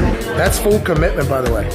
Can we we talk about situational football and awareness here in overtime with the Buffalo Bills and the biggest play that was made here? Before this play even starts here, there's a lot of conversation happening on the back end. What are you telling folks here? They tried to hide this formation, what I was talking about. It came out in a 3-by-1 bunch, but they end up motioning back over to a 2-by-2. And one of their main concepts down here in the red zone is a laser Dino, which is a double post concept to try to clear out that safety to make that void in between the numbers and the hashes. Obviously, I knew that. I saw 85. He's pretty much the clear out guy. And with me having great vision on the quarterback and the receiver, it gave me an opportunity to make a play on the ball. Dahn, that's it. Okay. We win. At what moment did you say, "Oh shit, we won"? I'm gonna get down. Soon as he threw it. 2nd and 10. Allen steps up and throws an interception. Patrick Peterson, and in this heavyweight bout, the Vikings with the knockout blow. The Vikings win the game of the year. Play-by-play legend, Al Michaels. Yeah! What's up, man? You know, I decided to dress for success.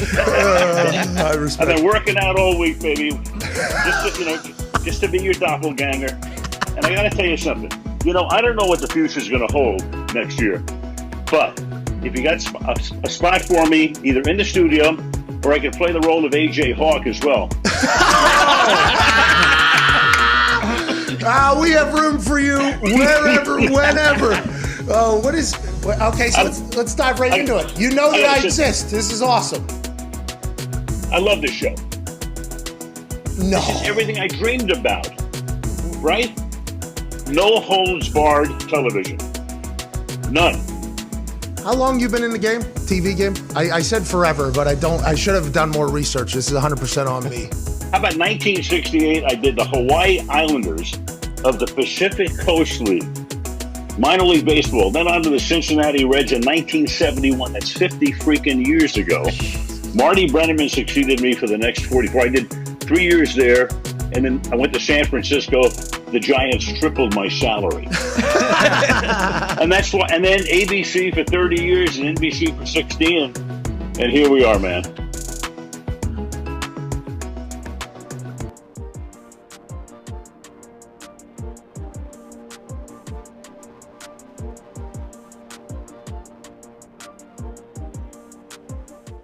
Hey, What? let's go! This show fucking stinks, and the fact that you listen, we are very, very thankful for it. AJ, you never cease to amaze me with your toxicity, pal. You got a couple of these? God damn it! What the fuck are you doing? Boston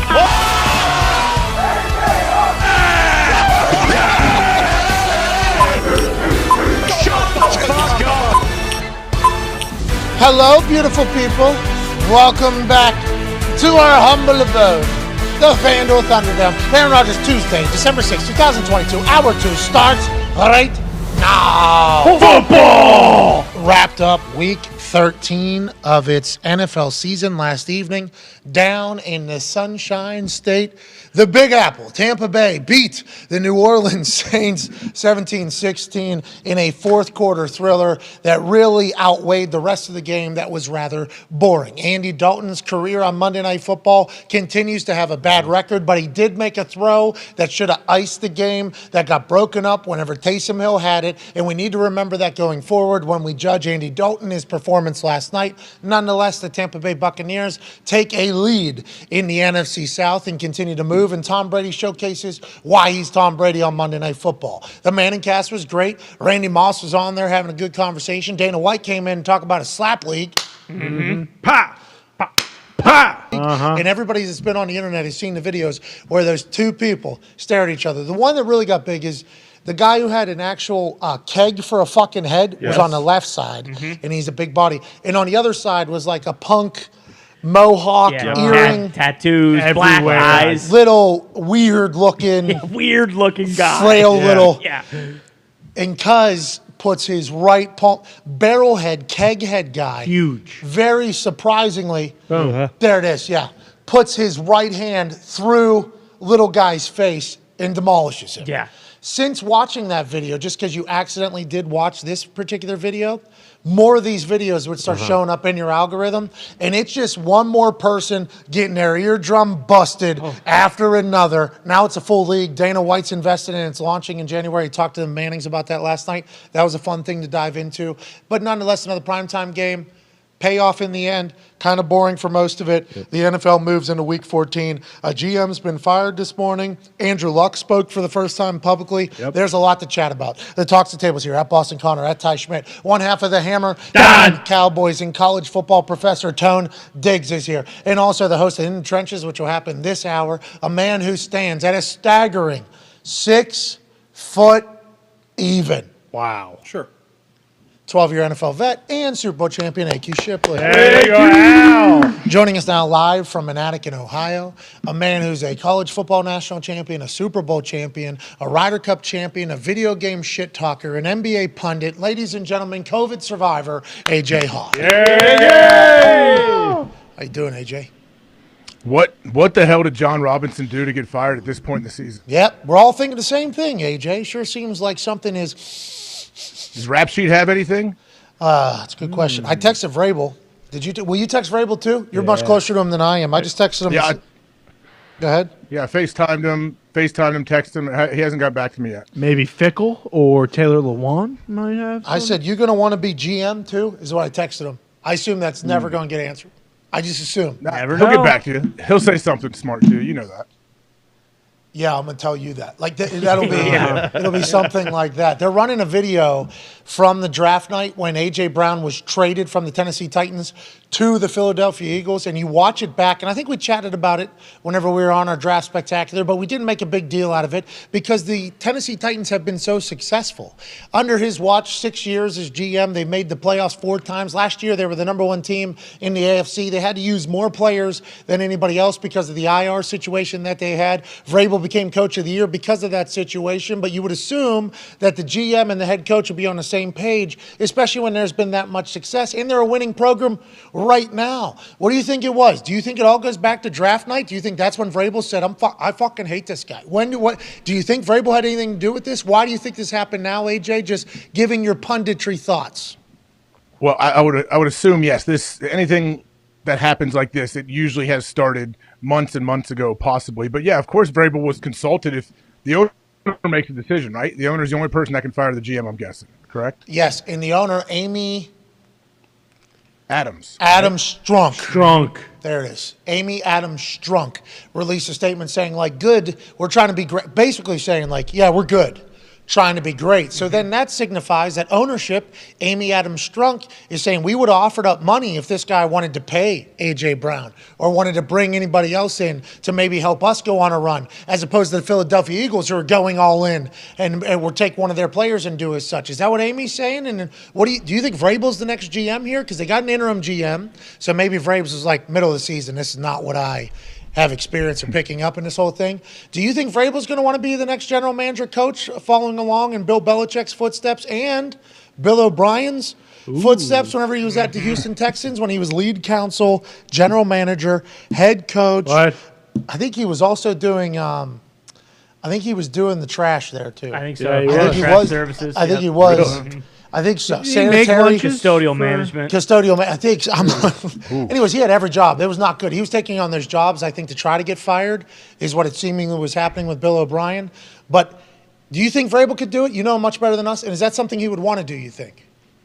I do think Vrabel is one of the guys that could do it. He could find a way to balance that and be the GM and the head coach and still find a way to be successful. But yeah, that's the question. I don't know. I feel like Braves is either going to be like all in, yes, absolutely. This is what I want to do. I love having control of all of it and getting input from the people that I enjoy. Or he's going to say, absolutely not. I would never do that. I could see either way. Yeah, or he's going to, when you ask him that question, he's going to say, why would I want to do that with my life? Like, you're the dumbest person of all time for even asking, right? Because it is a massive compliment to ask that question. Like, hey, we think you have the capability to be a person that can not only be a successful head coach in the NFL, but also a GM. You might be one of the only people on earth that has the capability to do as such because you have a work ethic. You're an Ohio fuck. You've been a player. You've been in the locker room. You have the culture. Everybody already loves you. And I assume you do good business because of the way he acts and does his thing. So I think it's a compliment, but you're right. I don't know him as well as you do. I do know a lot of Ohio fucks. And you're 100% right. It'll either be like, hell yeah, thank you for the I'm excited for this. I'm going to kill this. I'm ready for it. Or it's, why would you even ask me that? You think I want this guy? Yeah. Like, you're 100. I guess that is probably the way to look at it. I'd be excited for him, AQ. Do you think it's possible? You were a coach for 1 year, drawing up cards, fixing printers, getting coffee for me. 12 years, Super Bowl champion, accomplished, has a family, adult at this thing. Started at the bottom of the chain. There's a paper jam, AQ. Need you. Hey, I fixed it too. Baby. Goddamn right. Not scared to humble yourself. Go back down there and do that. Pittsburgh guy doesn't like DiNardo, so obviously red flags. But Pittsburgh guy, hardworking guy, not scared to get on the floor and fucking help the team if he has to. And Hocus, nonetheless. Wearing his Hocus, he was the one that introduced me to Hocus, so I do appreciate that. And able to afford all the nice stuff as the intern, sitting next to other interns that are 22 years old in massive debt. Oh, yeah. AQ is walking in there as a millionaire already because he's already successful having to do it. That's good. Hey, way to showcase what good work ethic is. Go, Al. Thank you. Yeah. Just got to grind. Do you think being the head coach and GM is something that Bill Belichick just maybe has made look easy? And do you think there's a reason why he's the only one that's ever been successful in doing it? And do you think that lends to maybe Vrabel not being GM head coach in Tennessee? Yeah, I don't think it is easy at all. So, like, what Belichick's been able to do is unbelievable because the biggest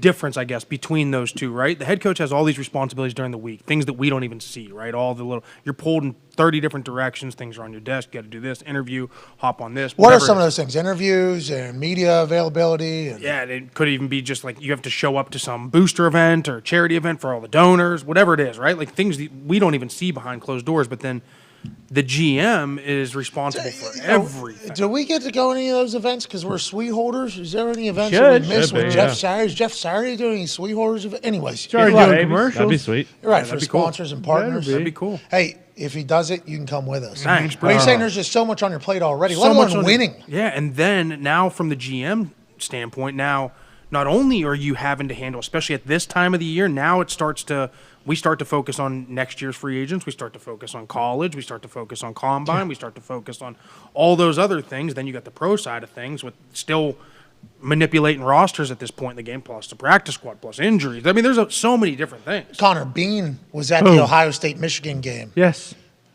Scouting and warm-ups of that game, walking around the field with a list of people to look at. Obviously, Bill Belichick doesn't have the means to be able to do that because he's preparing for a game on Sunday. Have you guys been at a disadvantage this whole time, which makes that dynasty even better, you think, Connor? Well, no, I think it kind of goes to the point about Bill in free agency. Sure, he does take the draft very seriously. Didn't even go to the combine last year. Because, he went to Middle Tennessee State or something. Yeah, so that was that 2 years ago? Was that last year? In the rain? Yeah, in the pouring rain. There's the photo of him sitting in the rain with the guy doing the bag drill, and it's like, Bill Belichick missed the combine today to be in the middle of a rainstorm judging one person. And I do believe that guy didn't get drafted either, which is hilarious. So maybe he got scooped. Is it Cole Strange? Yeah, where's Cole Strange from? Cole Strange is from, come on, guys. He's from Middle Tennessee State, right? No, he's from the University of Chattanooga. He's the greatest player in the history of the school. Yeah, he's starting. There's been a lot of bullshit reports. Is that where T.O. went?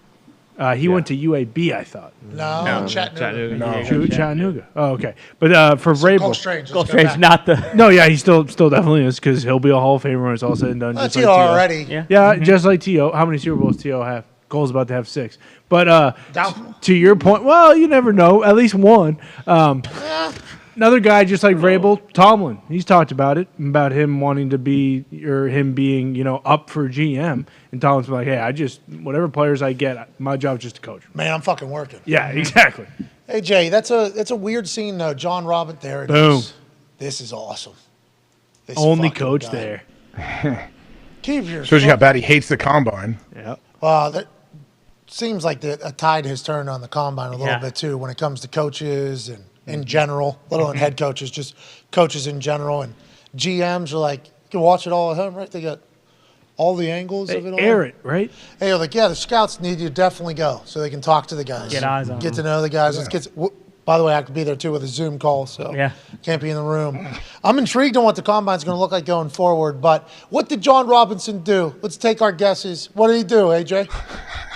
I mean, there's so many possibilities. I guess it's just probably just some minor disagreements that have kind of continued to happen throughout the season. I guess that's all it might be. Okay, so you're saying pissed off Vrabel? No, I'm just saying. I don't know. He probably has disagreements with the front office as well. I would imagine the ownership, and everybody there. So pissed off the owner. Yeah, obviously, if the owner's firing you, they're not happy. Okay, so you're saying he pissed off the owner. Yeah, I don't know exactly what he did to piss off the owner, but yeah, that's what. This is your guess. My guess: pissed off Vrabel. Okay, your guess? Him and the OC were having a power hour on the back of the plane. Okay. Might have got caught on tape. Might have got caught on tape. Yeah. Oh. Good point. That's the direction I was going as well. Tone? Yeah, it's something unfootball related. Okay, I mean that's. It has nothing to do with disagreements What does with that mean? the ownership or Vrabel or a trade he made. This guy is Talking more into some stuff, okay? Tony. Like, what do you mean? What That's could your he be prediction. This is a guess. It's Yes, not fact. complete a guess. I don't. Could be working for the cartel. I don't know. All right, so that is Tone's guess. We don't know if the cartel is going to be involved, but if it is, Tone, take a fucking bow. Spot on. Plus 10 grand right there. A toxic table at Boston Connor. You first. My guess was that Vrabel and him probably had a post-game, meeting, and this time, usually it's in Vrabel's office. This time it was in John's office. They go in there. Vrabel, obviously stressed out, pissed, sparks up a cig. John Robinson says, "Hey, can you put that out, please? There's no smoking in my office." Vrabel says, "Oh, is that right?" Flicks a cigarette down on his desk. Says, "I'll see you never." Walks out, calls Strunk, says, "Get this guy the fuck out of this organization." Can't Boom. smoke a cig with him. Can't smoke a cig with this guy. Can't have a beer with him. I'm done with him. Then he gets No fired. moxie. Okay, maybe. Ty, your guess. Yeah, either Vrabes wanted to cave this guy's face in when he started crying at the combine, said, "Hey, listen, I'm not fucking with this guy anymore," or John Robinson every once in a while has the frosted tips, came in one too many times, and either Vrabes or Amy Adams Strunk said, "Hey, listen, our GM can't look like the fucking lead singer for Rascal Flatts. Get this guy the fuck out of here. We're done with him." All right. One of these could be the answer. We're excited to find out. Nonetheless, great work as the GM, John. Yeah. Good run, John. Excited to see where you go next. We have an update on Lamar Jackson and his injury. Zito just said into my ear. Oh. Ravens quarterback Lamar Jackson suffered a sprained PCO during Sunday's win over the Denver Broncos. Per league sources, PCO injuries often sideline players 1 to 3 weeks, and Ravens head coach John Harbaugh already has said that Jackson is less likely to play Sunday versus the Steelers. So Huntley and Hundley will be the quarterbacks for the Baltimore Ravens, taking on the Pittsburgh Steelers this week in a massive. You excited about this or what? What's different? Lamar Huntley. What's the difference? Fucking. Lamar stinks against Steelers, so I mean it doesn't matter. Huntley is awesome. Anyways, sprained PCL. I don't know exactly which one's the PCL. I know there's an A in there. There's an M in there. There's Goes front and back. I know that. I tore my PCL my senior year in high school. I know what it is. Is it from contact to the front? Because I thought it was potentially going to be a bruised, and it seems like your eyes there were sweet. You just did a sweet blink. It looked like Katy Perry at that. Malfunction. At that on that She's stage. shape-shifting? Uh-oh. Oh! Whoa. I've heard people talk, not her, other people I've heard. There's rumors out there. Report. That's how it's you. The ACL is the back. The posterior cruciate. I planted my foot. I was faking a punt my senior year. Fake punt. I planted my foot like at the sticks, and a dude went low on me, which at the time I thought going low was taking the easy way out. It's not. I eventually had to tackle low, but hit me directly on my knee, popped my knee straight back, tore my PCL. But you can also, if you land like super hard right on top of your knee, you can hurt it as well. Yeah, see, I thought it was going to be a bruise or something to the patella because of how hard he went down there. Now it's a sprain, which is a partial tear. We need to remember that of his PCL in the front of the whole thing. And you said some terrible things about that guy that tore your PCL, huh? Oh, yeah. Mm-hmm. Oh no, I don't blame him, but definitely in high school at the time. If people were tackling if people tackled low, I was like, what's their problem? Like, why do you tackle? Why would you do that? Dude, he'll hit me in the face. Yeah. Sorry, I'm bigger than you. You want to tackle me? You want to tackle another man? Yeah. Face to face, bro. You guys know who Kirk Herbstreit is? Fucking killed him. Yeah. Face to face. I didn't go low on him, even though he was 18 years older than me. Well, face to temple, I guess, because he turned his head at the last second. Yeah. Sorry about it. Because he was scared. That's his fault. So you said so many terrible things about that guy that tore your PCL. God. Think about him talking about the guy after surgery when his teammates come over, his boys come over to talk to him, his family, and then they just bring up the guy's name. Oh, well, this fucking guy won low. Such a wuss. So of course he did. What school was it? I don't know who it was, and I don't even remember. I bet you don't. That guy. The guy knows right now. The guy that No, he doesn't. I didn't come out of the game. He doesn't know. How would he know? Oh, tough guy. There's a guy that's telling a story about tackling A.J. Hawk on a fake punt in some year or whatever. Right. Just that person needs to know now. AJ has said so many terrible, despicable things about you. I don't blame him. Doors. I do not blame him. I got the first down. I do not blame this guy. I really don't. Not at this point. Not at this point in your life. Because you said, I know now. I know now. Cost AJ a state championship. He thinks about him every other day, probably.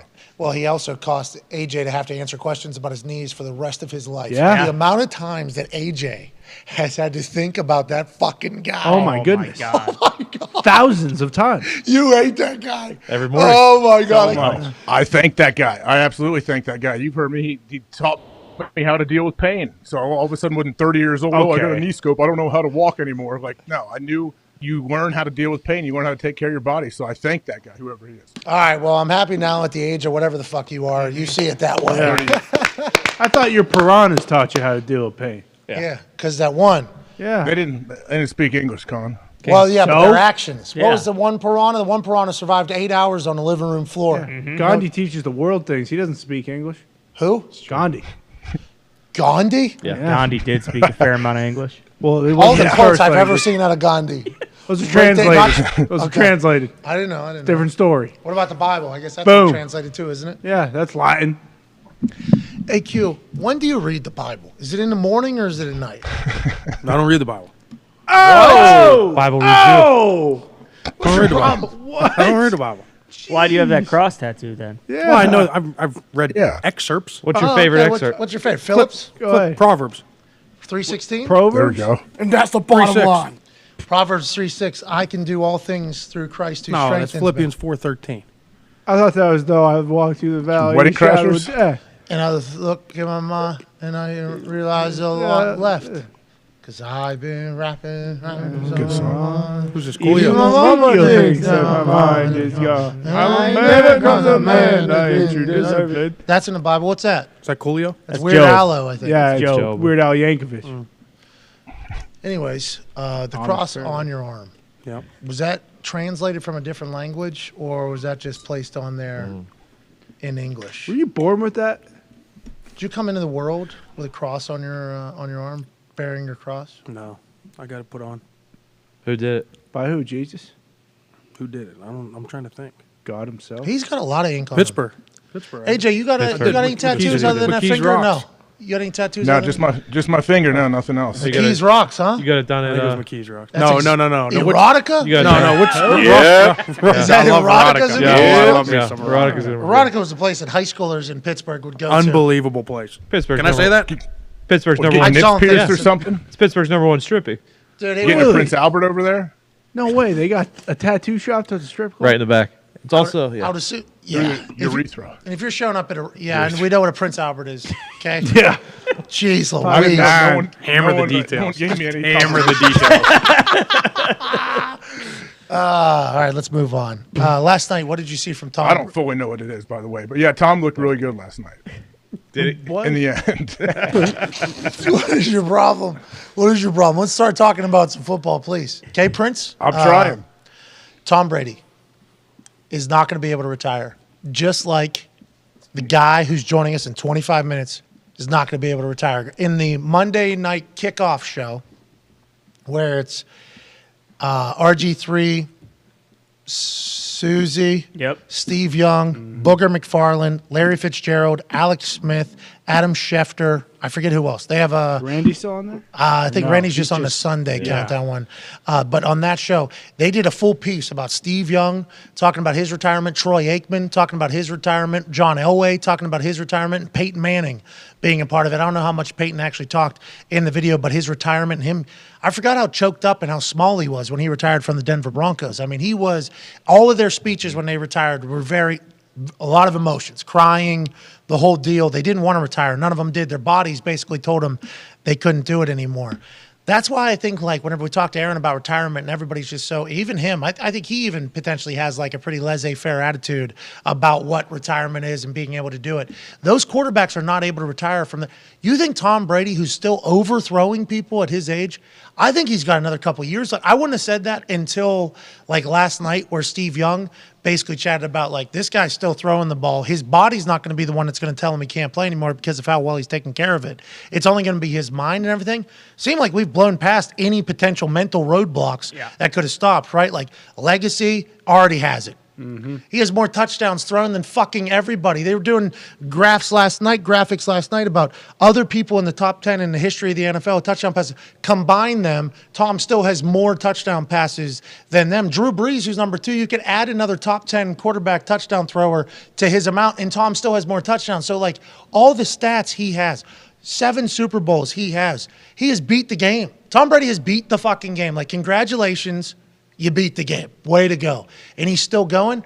If his body can let him play till he's 50, especially now with the divorce, and after what he's still able to do late in the fourth quarter, whenever he needed, he's still fucking Tom Brady. He's still motherfucking people on the sideline when they're not playing well. This dude's going to play forever. This dude's playing till he's 50. You think he's going to play till... This is the type of emotion he still has right now. I don't know if that's ever going to leave, and if his body can keep up, this dude's going to play forever, AJ, I think. Yeah, I don't see him stepping away after this year. I know earlier in the season when they were struggling hard, people like just assumed, well, this is Tom's last year, the last time to see him play. I don't know. First off, do you want to go out that way? I don't know. I don't think Tom does. And also, if you can still play, there's 300 whatever million. That definitely means something. It absolutely does, but it's not everything, and it's not the main thing for him. So, but his new, whatever his readjusting, whatever his new lifestyle might look like right now, you're right. Maybe it frees him up a little bit to have more football time to really dial in on things maybe he wasn't able to do in the past. 3-1 since the divorce. That is a big time stat. He's playing good football right now. He seems to be, his walk onto the field pregame. He had this sick blue bomber jacket. So awesome. And then these blue sunglasses. He had like these blue sunglasses that were kind of like shaded. Yeah, what's it? But transition lenses? No. Opaque? Tinted? No, it's called something when it's like it was thicker at the top and then it got like lighter at the bottom. Like it was like a faded. It was like a little bit of a fade, like a haircut fade. Ombre. There it is. Yeah. Hair. I believe hair is described that way. Oh. But yeah, it was like an ombre blue tint from the top to the bottom. He looks so cool. Such good confidence. Yeah. And then winning, doing chest bumps with people. He still got it all. Looking for people to, remember I talked last time. I was pumped again to see Tom get to enjoy a win. Like he comes back, the game was not going his way. He throws this touchdown pass here. Also, Cam Jordan was inches away from hitting that ball out of his hand, by the way. Like Cam Jordan had a hell of a night. Yeah, very good. Yeah, he did. But look at Tom going. He's looking for people to find to celebrate, and I think guys are pretty gassed at the moment. But yeah, I was pumped to see Tom get excited again for a victory. Yeah, and I was pumped to see him get pissed off, too, for something going wrong. Like, any of those emotions, I think, are good to keep having. And obviously, Tom, there's a little bit of a dick there drawn on the screen. Nice little shuffle inside, though, Tom. Like, a less experienced quarterback might stand their ground and get that ball knocked out of them. Also, throws it to a guy who's 3 yards away from the end zone. It's certainly going to be the last play there. Oh, yeah. Not a bad, that's Tom Brady football, baby. Look how happy he is. Look how pumped he is. Look at Blaine Gabbert getting in on a celebration with Byron Leftwich, offensive coordinator. Byron Leftwich is an offensive coordinator. He's not up for... Like, I don't think is his name going to be coming up for the head coaching gigs this year as much as it was maybe in years past? Like How what do would you it think? not think so. AQ, what do you think about it? Like, do you think You know him. What is You would know better than anybody. What? It's that smile. What do I think? No, the other listen, question he that's asked you. That's what's so interesting about this league is go on? You could be on top of the world 1 minute. Boom. Best And in the then world. now you're in the worst division in football and you're 5-5 and you're an afterthought. Like we've seen it time and time again. We saw so many coordinators, boom, boom, boom, boom. They don't get it. And then the next year somebody leaves, they go, there's an injury, they're 4-12, and it's like not even a mention.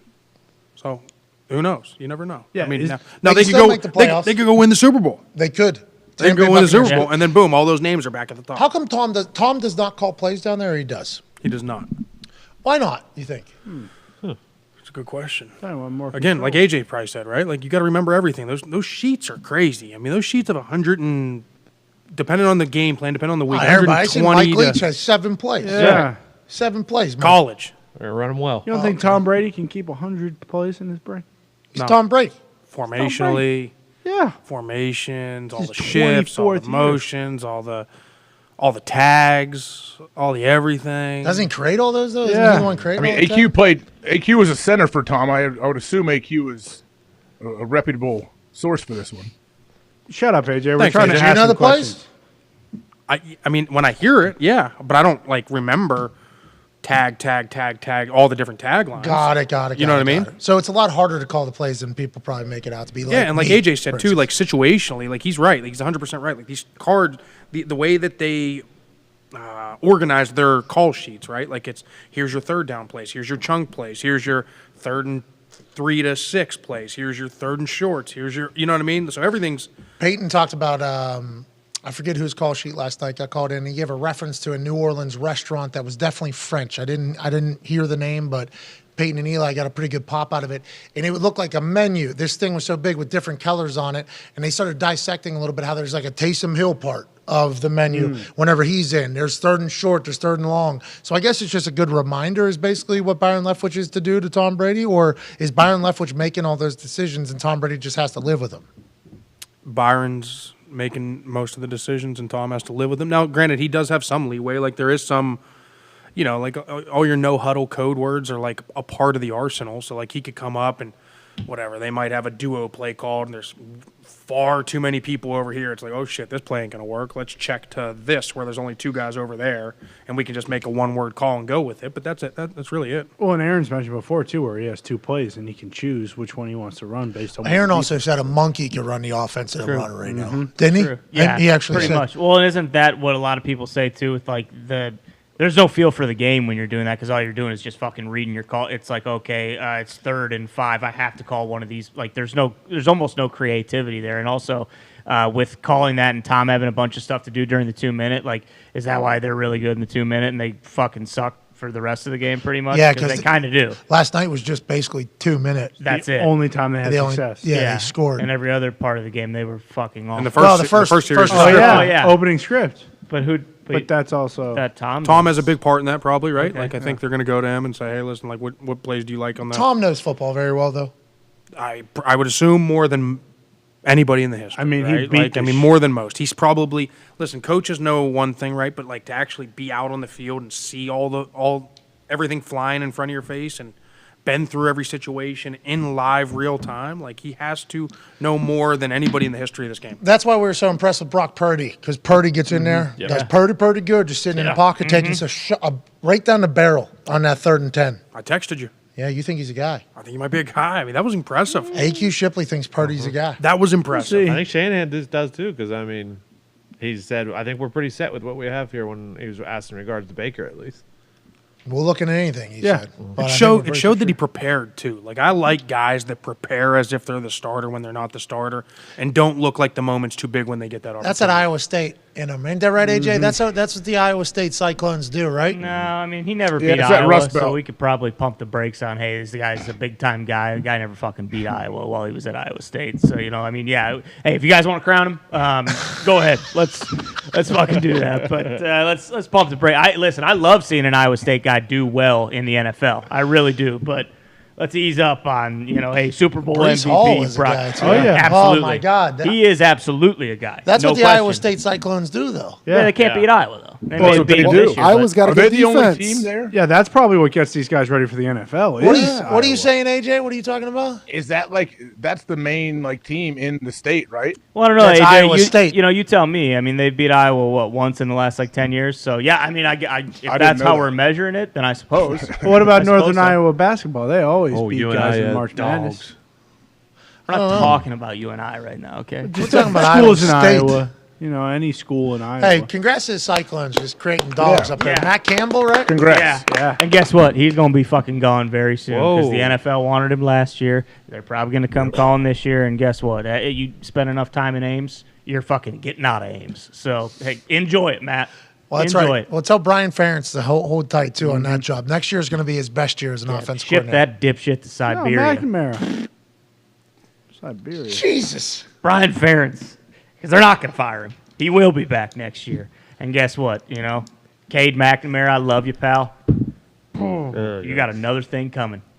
Why are you talking? This ain't Michigan. Why are you talking people out of coming to Iowa? They're in the transfer portal right now. That's what you're doing. You're doing what? I mean, this is bad That's ball your by team, Ty. That's your team. Cade McNamara, thanks for transferring to Iowa. God, your life is going to suck. I'm incredibly excited, but what I'm worried about is, because of COVID, Spencer Petras is going to get another year, and they should have benched that son of a bitch 3 years ago, but they just kept letting him play because they're, they love being, just sticking with the guys, even though the guys might not be good. But our best linebacker for next year committed to Iowa over Ohio State. Guess what he did today?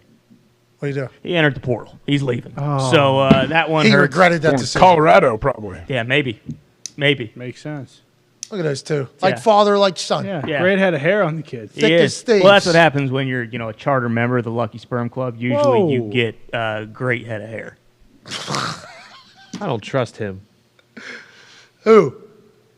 We're not talking about this, though. Iowa plays Duke tonight in NCAA basketball, all right? They got a big game. So Texas plays Illinois tonight. Don't you worry Same about arena. Huge. Same arena. They're both in Madison Jimmy Square V. Garden. Jimmy V. Classic. I've been watching Texas boys on the internet do New York City. Mm-hmm. This team's tight, man. Yeah, They're having all a good together. time. They're all together. Walking the streets, not alone, not in little groups, not 2 or 3 guys. That whole team is enjoying pizza together. They're going through all of the different sights and sounds in New York City together. Nice. Going to Carmelo's for a piece of pie. 2.5. They did 2.5 point favorites. Did they go to Rockefeller and see the tree? I assume they Oh, did. they should have if they did. Times Square. I think they actually stood around the tree and said, "Wahoo, wahoo, dahoo, wahoo, welcome Christmas, birthday." I love the Grinch. Yeah. I don't know how people don't think Jim Carrey's the Grinch is by far the best Grinch of all time. Yeah, the cartoon came on the other day. I turned it off. I said, "Not my fucking Grinch." I don't think that one's that bad though. But it came on right after Home Alone 2, so it stood no chance with me. Yeah, Home Alone 2 New York is a fucking good one. The cartoon's good. There's a CGI one that came out a couple years ago. That's by far the worst. Absolutely. I actually like that one. Well, you're a It's mark. the Grinch, guys. It can't be that bad. And I enjoy that one, too. Yeah, but like there's 6 other Grinches that are good. So what we're I've saying- never seen the cartoon one, the old one. Oh, No. There's a new cartoon one. Yeah, he's The thinking new cartoon Benedict. one I like. Yeah, okay. That's what I was talking about. No, that one stunk. No question about it. like that one. Pharrell made a song for it. Happy? Oh, I've watched that one. Tyler, Yeah. the creator, did like the There whole it is. soundtrack. Yeah. Yep. That's what that was the selling point. Are we talking about the Grinch, or are we talking about Tyler, the creator, making Christmas? I thought it was Pharrell. Was the Together, I think. But I know there is a Tyler the Creator song as well. nonetheless the Jim Carrey one? You can run that back 2-3 times in There you one go. Christmas You bet. season if you want. Absolutely. You guys watch a lot of holiday movies over there with the 10 kids? Oh yeah, we're big into all of the holiday Christmas movies. Yeah, Grinch. That's the only Grinch I've seen is Jim Carrey as well. The only one you haven't seen the orig? Is the original? Is it cartoon or animated? It's cartoon, yeah. I'm sure I've seen that too. But I remember if I think of the Grinch, I think of Jim Carrey. Me too. Incredibly well done by old Jim. Have you seen the stories about how like the cast were like fucked up? Like he was just the biggest asshole of all time. I think that's every movie Jim Carrey's in. Yeah, Sure. the Andy Kaufman documentary. Yeah, that one's awesome. The Jim and Andy documentary of shooting the Man on the Moon documentary or movie about Andy Kaufman. That's a great. And everybody just having to deal with it. Yeah, you those know? clips. Just got to the point where they had to deal with it. Yeah. Jerry the King Lawler shows up. He goes, "This isn't what he was. This isn't what it was actually like, though. This isn't what it was like. You know, this is just. I'm gonna punch this guy. Jerry King Lawler's gonna kill him." People sued the film, like a bunch of people, because of trauma caused by Jim Carrey acting as Andy Kaufman. I love that Jim just does that for 4 months? Yeah, well, probably longer. 5-6 months, maybe, Yeah. however long movies are made. And then he's just like, "Yeah, I had to do it. Sorry about it." Just Committed to the craft. Yeah, I was the Grinch. Fucking sorry about it. I was miserable. You think the Grinch was going to be a nice guy to be around? Yeah. Couldn't happen. Oh, It's you like, want to sit in a chair and get makeup put on for 16 hours a day? okay. You might be a little miserable too. Yeah. But nonetheless, why is everybody not, can you not just be a regular Person. just be a human? Some people are like that. Jared Leto, Suicide Squad, he pissed in Will Smith's cereal because he was the Joker, so he wanted to do it that way. Oh, is that why? R.I.P. Heath Ledger. Will Smith ate it too, yeah. Yeah, Heath. Yeah. What? Yeah, Jared Leto did a bunch of Joker-esque shit on the set. This fucking guy Will. Will said it tasted good. Well, hey, I can't speak on that, but Will Smith did say on the Tonight Show, That's good. like, I fucking hate Jared Leto, seriously. That actually happened. Yeah, I swear to God that happened. What kind of cereal was it? I don't know. Probably Apple the healthy Jacks? one. Let's. Will Smith like actually genuinely. You guys are hates wondering Jared why he's slapping people. Was Will You know what I eating mean? it? Was it like entanglement? Yeah, he loved it. He does it all the time now. Eating. There's actual piss in his Cheetos. Drinking piss. Cheerios. Yeah. I don't care how good of an actor you are. You don't have to do that. You just don't have to do that. What Jim Carrey's doing? Yeah, and what that Leto guy did. Well, and also Heath, right? Heath Ledger. Yeah, R.I.P. That's why he. I appreciate the commitment to the craft. I appreciate wanting to pull something off for everybody to enjoy. But like it is a movie, like you're not actual great. Listen, if TC doesn't if TC doesn't have to do it, well, he is though. He's just playing TC in all these movies. TC is TC. Correct. There's no method acting. Yeah. TC will go to the moon tomorrow if he wants It's to. typecasting. Actually, I think he's Exactly. there. Exactly. As opposed to method acting. Well, The name in those movies could be Tom Cruise, but they changed his name so he can. Who's your favorite actor? Who is it? It's that Cole Hauser's my favorite actor. Hell yeah. Hell yeah. Great actor. Hauser. We're gonna do cowboy shit. is that What's the Angle? No, that's no, Paul Walter Hauser. Oh, okay. Walter Hauser. Walter Hauser. Cole Hauser played. What's the fucking angles? We know, yeah, you know your on favorite Yellowstone. actor. Cole Hauser played fucking Vince Vaughn's brother. The Condemned. He was Jack Conrad in the Condemned. He's in The Longest Yard. The Longest Yard. Yeah. What about Jake Sully?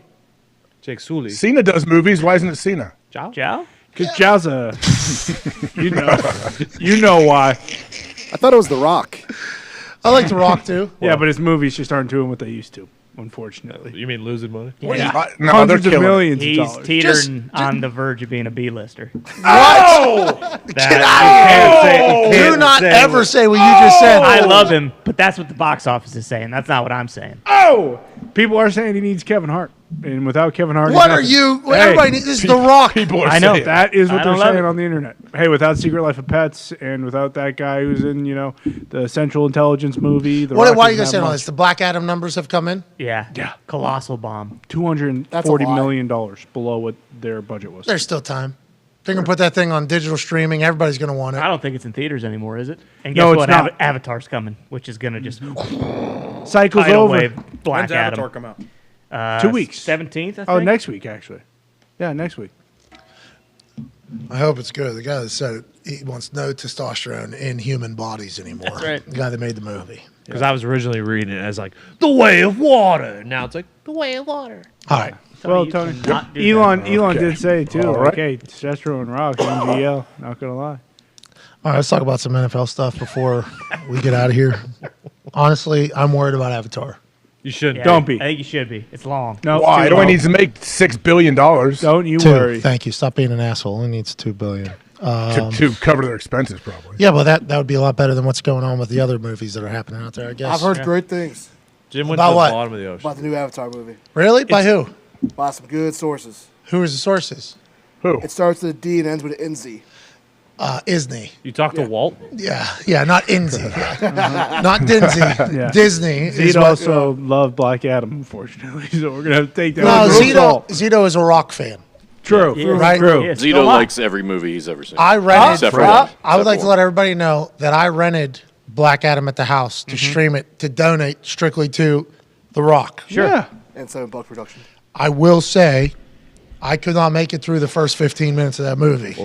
Wow. What happened? You know the story or what? There's a lot of You know the story. or what is I it? need to see it. There was a lot of story building there in the first 15 minutes, and it was a lot of I don't give a fuck. A lot of If you can make it through the first 15 or first 22, yeah, it's Jesus. long. It's Yeah. long. It's a Fast lot. forward You're then. good for the Just rest of skip the movie. forward. Yeah, but then I'm disrespecting the movie. So I'd rather just back away and say it's not you, it's me. I can't do this anymore because it's not really The Rock being. It's the first 15 minutes. The way they went, I did not expect. Now I don't watch superhero movies though, Huh. so maybe this is something that happens on a regular basis. The beginning of that movie, I was getting pissed a lot off. of character building. I was getting pissed Oh, off. they did origin story in the first film. Wait, slow? You always go back and do origin story. Bro, 22 minutes. Who cares about the origin story? Bingo. They let off the movie with a fucking 20. That's almost that's an episode on television. It is. Yeah. Of Well, just Ty knows, though. Don't they do that, Ty? Is that they all feel like they have to set the stage? I mean, I suppose, but Dewey said it took him fucking 18 years to make this movie. You'd think he wouldn't have had a misfire like that, so people are turning it off in the first 15 minutes. What's your problem? You seem to be a little bit negative towards future president of the United States, Dwayne Johnson. Again, I love Dewey. I will watch this movie, but It's what the people Let's are get to a saying. break. This movie stinks. I will tell you, Young Rock has been amazing, though. Young Rock has had quite a There you season. go. I love the episode the Hulkster came. How are He's they? in like 2 or 3 of them. How are they doing going up against SmackDown? I don't know. Honestly, I don't know. How's SmackDown doing? Oh, unbelievable. Always Where's good. Butch? Well, also, Sami Zayn is doing his Oozology. Yeah, Sammy Ooze. Bring back Danny Burch. Yeah. A lot of guys. Right fucking now. We're talking. 2 years ago today. Yeah. 2 years ago today, I was doing a Swantoni Bombini. yeah. Shout out to Jeff Hardini. Off the top of a War Games steel cage onto 7 men. Taking them all out. Supposed to be. This is 2 years ago today. Me front flipping off of a steel cage right onto a ring. Now, I took out 7 people in doing so. I think it was my air going by them. Yep. Just was going so fast. Just took them all out. You see that? Wow. Even my team. Even my team got taken out. Did the ref get taken out? The ref, Delayed response. if I do recall, I was very sore. Yeah, very tired, very Broken sore. toe Had a there. broken toe at that point. But everybody was sprawled out because of what I did up there. 2 years ago today. Happy anniversary to my hips and my heels and my broken toe. Oh, yeah. Was there a T1, T2, yeah, as well. Yeah, and my neck. Yeah, of course. Let's not forget.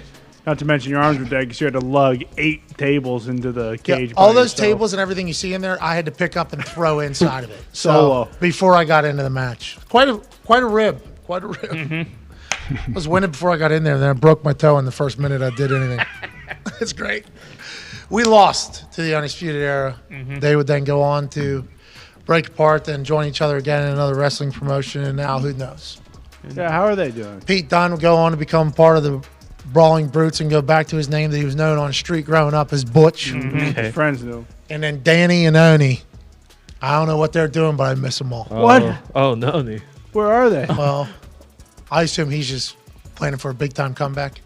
And Danny Burch, one of the most entertaining humans of all time. Bar none. Don't mind if I do. Maybe the best moment of television ever. He was about to put somebody's head through a chair. That's right. And he screams, "Don't mind if Don't mind if I do!" Boom! With his British accent. All right. Be a friend, tell a friend. Aaron Rodgers Tuesdays on the other side. Happy anniversary to a moment that probably should have broke my back. Yeah. And neck. Legs, and probably. heels, probably. Yeah, heels. That's what you got to do to win those types of things. We didn't win, but I certainly learned my lesson. I came back stronger, didn't I? Yep, right. got All right. robbed. Be a friend, tell a friend. We're back in 5 with Aaron Rodgers. Take 5.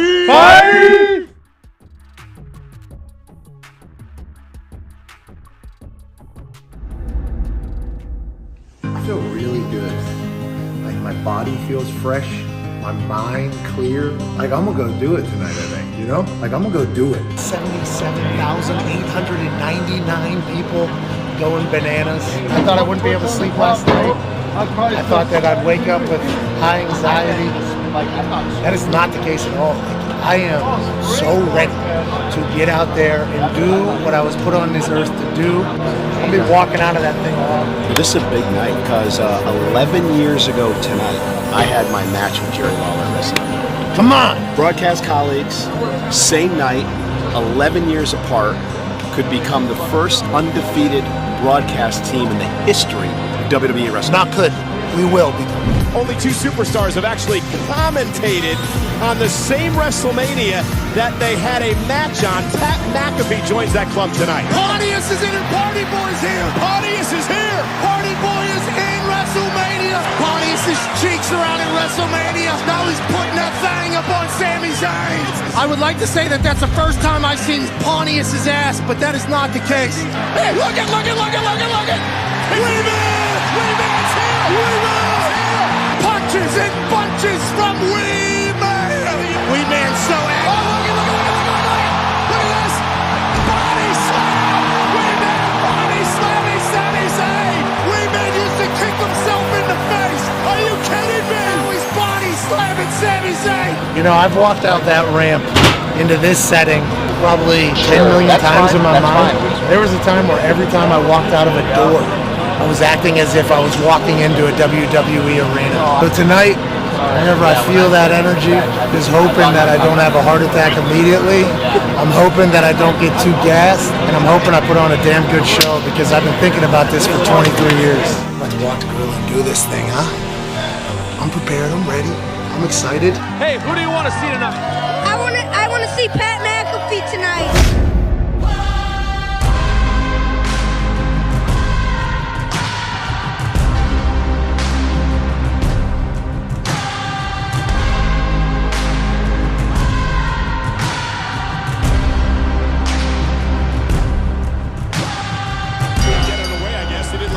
McAfee showboat. He looked Pat McAfee with a right hand to Theory. And Theory stunned early. And now McAfee up over the top. McAfee with a spinning elbow. Moment. Theory's in trouble. Hurricane. Up here. And McAfee driving Theory into the announce table. Theory bouncing off the announce table. And Pat McAfee's beating the hell out of Austin Theory. Tim and Sally McAfee watching their kid beat the hell out of a douchebag. You remember this? Oh, a little payback from Friday night. Get it, Pat. Only Pat's good.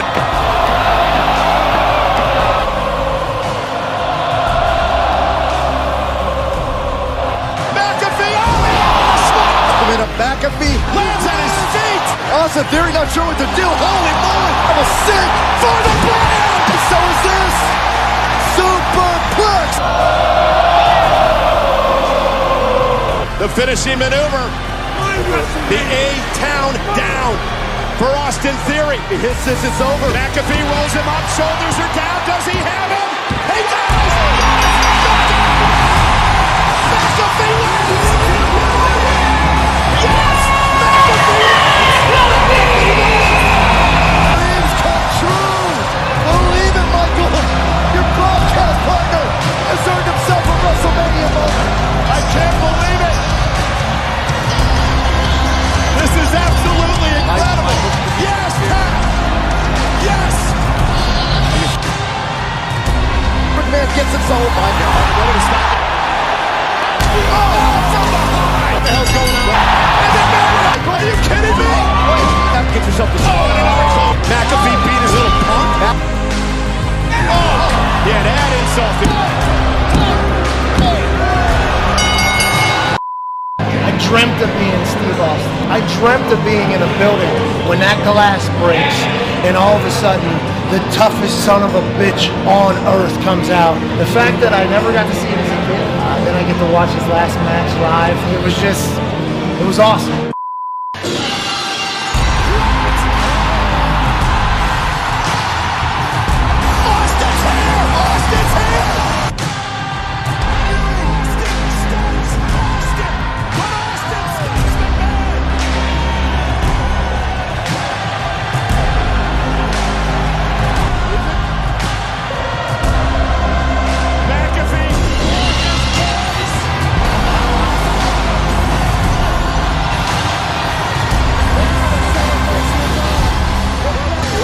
match at WrestleMania in Tampa Bay with the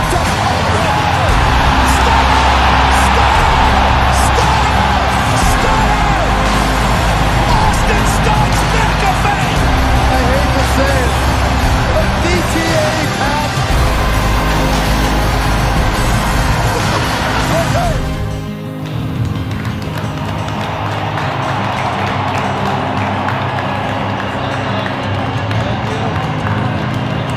I got beer in my ears. Like, it feels like I got water in my ears. I got beer in both of my ears.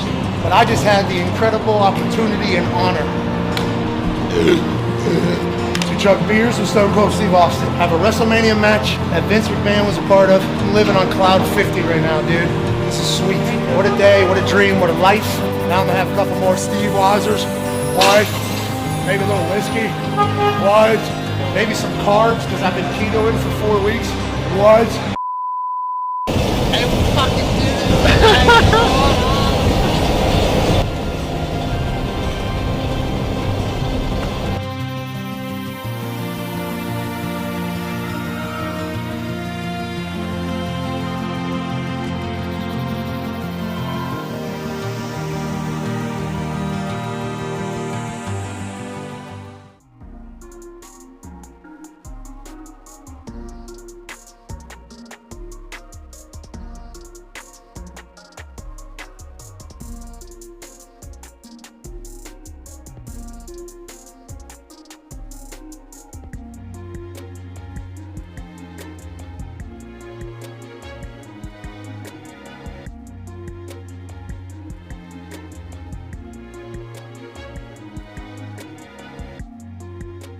D lineman fumbling after running 50, 60 yards, 46 yards to give the Chargers a first down and the ball back again. This is a tough series. 42 seconds left in the fourth quarter, 17-17. Old buddy striding out. He's going to score a touchdown. No, he's not. His thigh is going to knock the ball out of his hand. Drops the ball. See ya. Oh, my Lord. He was about to get stripped right there, too. I would like to say to old buddy there, yeah, it looked like there's potential punch coming from the backside regardless. We understand you're a much better athlete than we are. We understand you're better at football than us.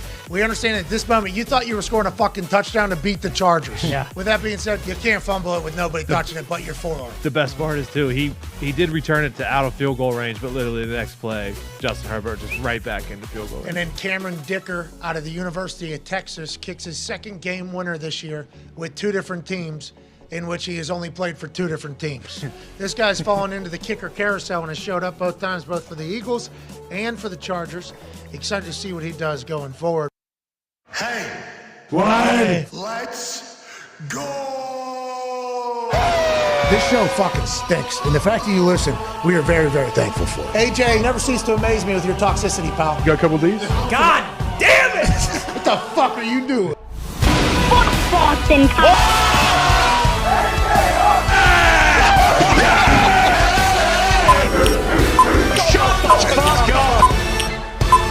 Hello, beautiful people. Welcome to Tuesday, December 6, 2022. Hour 3 of this dumb sports show begins now. Football is certainly a fantastic thing. And AJ, I see your face grinning. The man to my left, your right, is a college football national champion, a Super Bowl champion, a Ryder Cup champion, a video game pundit, an NBA pundit, and a COVID survivor, AJ Hawk. Also, a thing that is left off of his intro every single day is he's one of Aaron Rodgers' best friends. That's right. AJ speaks to Aaron Rodgers on a very regular basis. Every day. A much more regular basis than probably any other human on earth other than maybe a couple people. I honestly don't know who would be that would talk to AJ more. And obviously AJ Hawk's incredible personality has helped this show immensely. What are we doing? And obviously Pipe everything down. that AJ does to add to this show and driving out here on Fridays and everything like that, Right. his commitment has made our show better.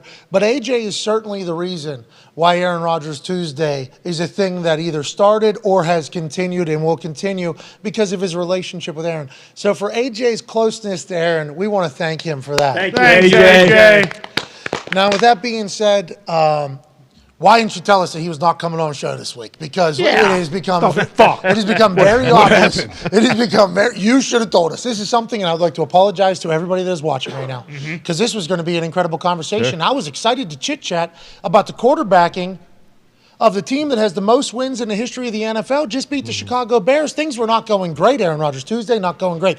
Things continue to not go great. Aaron Rodgers Tuesday, another one. Doesn't go great. Another Aaron Rodgers Tuesday. Beat the Bears. Here we go. This is going to be an electrifying Aaron Rodgers Tuesday. I was excited about it. I didn't even think it's a bye week. Yep. Yeah. And honestly, I think this exposes how much people think Aaron and I chit-chat. We do not chit-chat that often, except for on Tuesdays when everybody looks at it. I don't know much, and I'm okay with that. I'm cool with that. We both got lives I got to live. But, AJ, how come you didn't tell us he was not coming on whenever I was just saying Aaron Rodgers will join us in 45 minutes? You knew this was the case, did you not? No, honestly, right when you said he's not coming on, I was like, ooh, bye week. When I do talk to him, I'm not saying, hey, looking forward to the show on Tuesday, pal. Why Like, not? that's what I'm talking about. What's your fucking deal? Are you not? Man? Hey, when I talk to him, I fucking try not to talk about, like, one of the coolest things that a group of people has ever been a part of. Like, Yeah, he doesn't want to be like, he want you to pot him up any questions or tell him anything that might go on. you're allowed to say, like, hey, Tuesday's cool, though. Yeah. You know, because Yeah, Tuesday fun. has But been normally, cool. yeah, I guess for the first however many weeks, I haven't had to say, hey, you coming on Tuesday? I guess I should have this week. Thanks. Yeah, probably. You should. Now we got everybody disappointed. Yeah. Think about There's this a lot one. of people. Did we all? How did this all come about? Do we realize this isn't happening? So what had happened was I said, be a friend, tell a friend. Aaron Rodgers is in 5 minutes. Take That's what happened. Okay? So then I think a friend told a friend, and a friend then told somebody that then told Aaron, because I got a text from Aaron. It goes, hey, I'm on a plane right now. Spotty service. I don't think I'm going to be able to. guess we should. It's bye week or whatever. And immediately I go, I've just lied to everybody. Yeah. What's the? Now I'm Billy McFarland, basically. If you didn't know the truth, you didn't lie. Yeah, it's first bye week. Oh, supposed to Yeah, clap. that for was your one. truth. Supposed to clap for that one. Hey, you were in your bag early. Yeah. You were in your bag early. That was a bar. That was a bar right there. That's unbelievable. Yeah, you're right. What Tone said. And listen, Tone has probably used that before to get himself out of I the assume situation. I have. But I would like to let everybody know, I thought he was coming on. That's on me. I should have been a better host. I should have been a better facilitator of this entire thing. I should have reached out and said, hey, you're on a bye week. Obviously not coming on Tuesday. Probably should have done that yesterday maybe and got a heads up. I apologize to everybody that we lied to. Yeah, it's the first bye week, though, since the start of Aaron Rodgers Tuesdays that he actually has had a real bye week. So 100% of the time before today, He wasn't allowed to go anywhere. he's been on the show during his bye week. Yeah, he hasn't been allowed. Ah. Because he was immunized. Uh-huh. But with his status in other people's eyes, he was not allowed to go anywhere or leave because he had to be subject to arrest. testing. Yes. That's right. That's why this happened. Exactly. Because that was my first thought. Like, well, in the past, has he missed? Because no, he's been on the show talking about how awesome it is that they're doing so well. All right. So we do apologize, but we didn't know. No one saw this know. one coming. Hey, have a great bye week, Aaron. Hey, enjoy it. Have fun, Aaron. You think his, Happy belated birthday. you think his bye weeks are like most people's bye weeks, or They haven't been a bye week the last No, 2 years. yeah, but like This So, one's is this a carryover for a carry? What's he doing for his bye week, AJ? You anything sweet? Is he Probably, I don't know. Probably flying to Milwaukee or something cool like that. from Green Bay? Stay in the state. him and Jordo are probably going to rip it up. So you think he's Probably going to Machu He goes- Picchu. I mean, who knows? Honestly, grab a globe, spin it, put your finger down somewhere. That Here we might be go. where he's going. All right, here we go. all right? Let me find. there's probably an app for that. I think we have a globe. No, we definitely got it. Gotta Just be guess. a globe Just in start here guessing. somewhere. What Just if? guess countries? All right, let's start. They're not mathematically eliminated, right? Nope. So just like we did with earlier with John Robinson on why he got fired, let's all start predicting and guessing where he went for his Okay. bye week. I will begin. Okay. I think there's a solid chance that he ends up in a jungle, in a teepee, in a ceremony again, does another ayahuasca trip. So he did one, went back-to-back MVPs, did another one. Some things haven't gone exactly perfect on a football field. Let's hit another one mid-season. Boom, he comes back. Good luck to everybody. Yeah. They're still mathematically in it. I think he's in a jungle potentially doing a little bit of a plant drink that makes you puke and hallucinate and change your perspective on life. Maybe. I mean, that could be happening right now with Aaron Rodgers. We hope it's a good trip. Yeah. I hope it's a good trip. Good luck, Aaron. AJ, what do you think he's potentially doing? Your turn.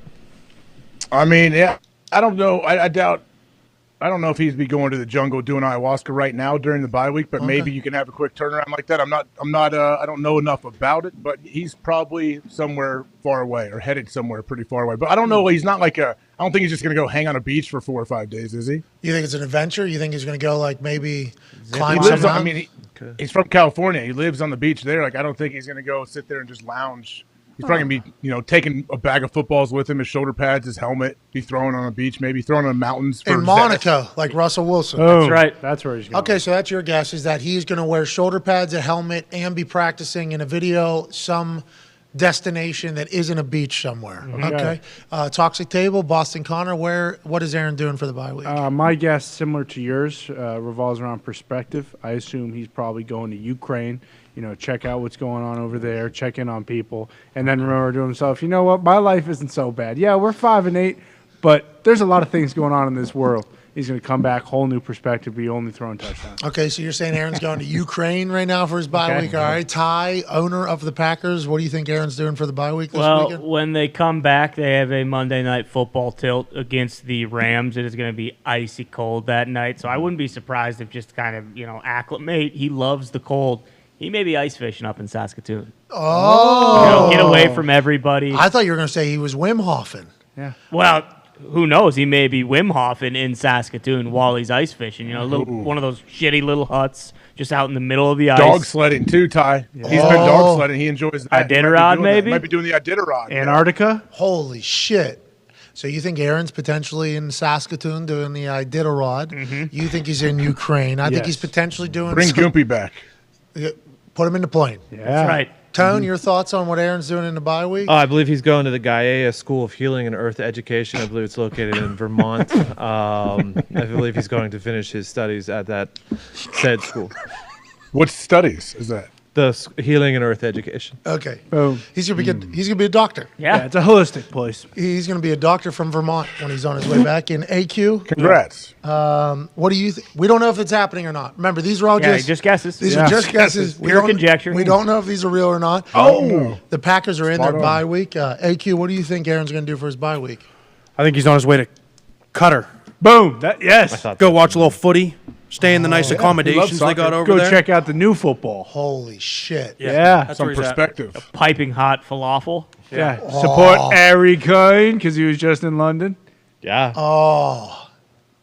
That is probably what's going on. Him and Ted Lasso are watching the English Yes. team. I nailed it. I Season nailed it. finale of Ted Lasso. Maybe he's in the last episode. Could be. Maybe he's filming that at Qatar. Cutter. Yeah. Wow. Maybe, AQ. Holy Holy shit. shit. I think I nailed it. Maybe that's how the show ends with Jason Sudeikis getting his head cut off. Yeah. Clean cut. He goes to coach the Cutter national team. Loses his first game. They pull his fingernails, cut off his head. Let's move on. Let's move on. There was a report last night. We apologize for Aaron not being here. This is on me. Kind on him. No, it's on AJ. AJ. Don't let him. Kind on him, get but away from Sack this. of bones. as the It's on me.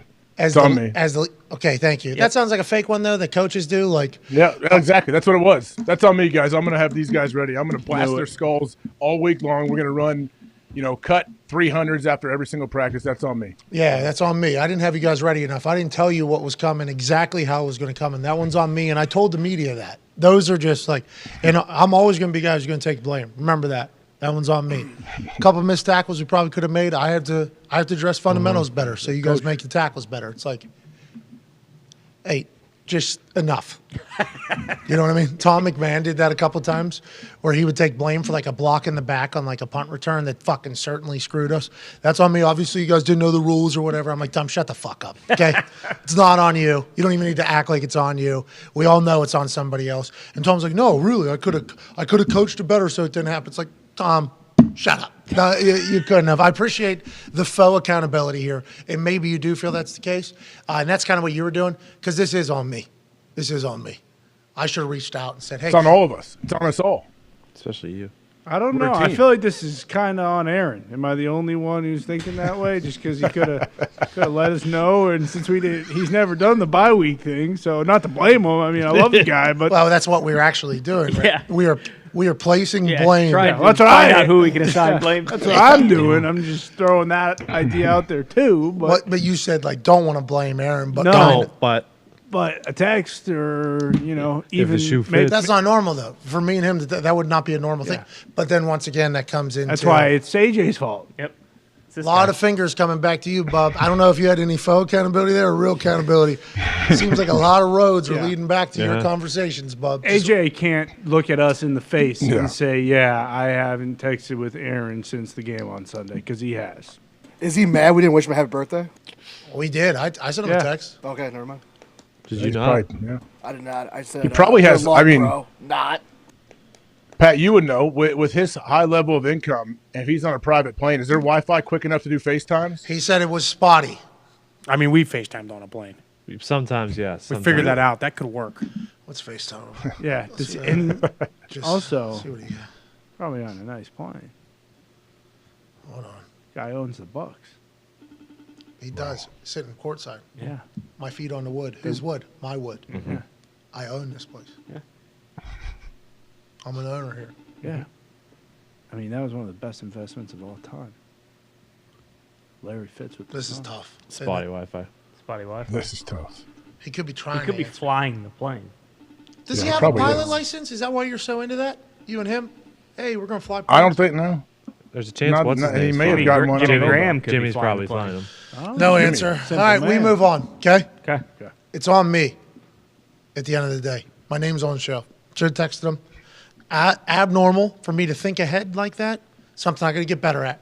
That is a downfall for me, which in turn is a downfall for the company. That's on me. I will say when I was writing up the bio this morning, because Von Miller, Thursday appearance every week, on their bye week, he wasn't coming on because it was a bye week. Also, this is your fault. So I didn't mention hey, Pat, Is Aaron coming on is on Aaron the bye still week? coming on because it's the bye week? So, But once again, last bye weeks, Also, as a Packers fan, I probably could have been like, "Hey, certainly on the bye week. I forgot it was a bye week this week." And I, as an NFL show host, I should know everybody who's on a bye week though too. That's another here we're all passing blame. The buck stops here, doesn't it, boys? Yeah. Well, Yeah, you knew, it's Aaron's but fault. that's the thing. You knew the Colts were on a bye week, so you were locked in on the team you root for's bye week. Yeah, well, I'll tell you what, rooting for them is certainly something, isn't it? 33 zip in the fourth quarter. It's much fucking more- a hell of a ride, boys. Appreciate it. It's more fun making fun of them. You should jump on the ship. Can't do it. Everybody's doing that. Let's move on. Jimmy G might not be out for the rest of the season now. That's crazy. We heard yesterday he was out for the season. We heard that on Sunday night, actually, after we saw his foot turn that son bitch sideways after getting tackled. We thought he had a broken foot at Liz Frank. And then last night a report comes out from a man named Cam Inman at Cam Inman. 49ers Jimmy Garoppolo may not have Liz Frank mid-foot fracture. They were talking about it last night, but they're starting to believe that it isn't. So that's good news, but it's not all done. They have to finalize it, so we don't want to give you any false information, says Kyle Shanahan. I assume that's at a press conference. How do they get this wrong? AJ, how does somebody see it and it's reported as broken, and then a day later maybe it's not? How do we get this wrong, and where are you in this whole thing, AJ Hawk? I mean, I would assume there's some Liz Frank test that they do on the foot. Like same when when the doctors come out and they test for an ACL tear, they can do a manual test and they feel pretty confident usually, but they're not 100%. Sometimes it's torn and they don't think it is torn until they get into the MRI. So it could be something like that, but it's huge news if it's not the Liz Frank deal because that thing is a super long recovery monster. That's a big time injury. Painful. Can you break down what that is? That's the midfoot. They said. Is that the? I wish I could. When you get it bad, it tears and dislocates. I think it's crazy. And is that the thing that is the entire structure of your foot? Yeah, ETN missed the entire year last year because he had to get surgery on that. Yeah, and there's so many little bones. Yeah. There's so many little bones in there. I think it all connects in there. I don't know. I'm not 100% sure. Do you know enough about the Liz Frank to talk about it? I know nothing about the foot. We just know that if Jimmy G's coming back, it's good news. It's a huge thing. Huge. But with how bad that looked, he's still going to miss some serious time, right? I would assume. I don't know. I have no Probably just idea. pain, right? It's probably just pain. Florio reported on NBC on Sunday night. Jimmy G out for the year. Florio's not just saying that because he fucking just made it up. Right. Florio was told by somebody very important. Shanahan said it. Yeah. Shanahan said it in his press. Post game. Out for the year. Yeah. So then they're like, well, maybe not, actually. Maybe it isn't broken. I don't know. I don't understand how that happens in 2022. How's that happen in 2022? At home, too, right? Well, that's why you should say, right? No, you should. He has a lower body. That's all you got to say. Did he see a specialist who has a different type of rehab that he could do over the next month that could get him back for the Probably got his playoffs? MRI. He didn't have MRI yet right after the game. So they could scan it, right? MRI just takes a little bit more time. Yeah, I mean, X-ray's not. I don't know if an X-ray would show Liz Frank or not. So did they do that manual test and it was like, no, this is Liz Frank, and then they get scans and they're like, actually, you just sprained a portion of your ligament here and won't be able to fix it. Whatever the case, hope you get healthy, Jimmy G. Good luck, James. Hey, happy it didn't end like this with everything that had happened to Jimmy G. I'm pumped for that. Not end his career. I'm just talking about the whole run with the Niners would get certainly interesting here going forward. When it was being reported that they were both okay with a long-term relationship being restored again after how it started this season. OBJ was at the Dallas Mavericks game last night with Micah Parsons and Trevon Diggs and somebody else who was with Micah. I don't know who it is. Had a couple good chains on. Didn't appear to be an NFL player, but that's just from the eyes of not recognizing somebody. They were at the game sitting courtside, and obviously it had been reported that Odell Beckham Jr. had his visit with the Cowboys. How did it go? We don't know. What we do know is all smiles last night with the boys when they're walking into the Mavericks game, and listen to what the Dallas Mavericks crowd did welcoming OBJ to their city.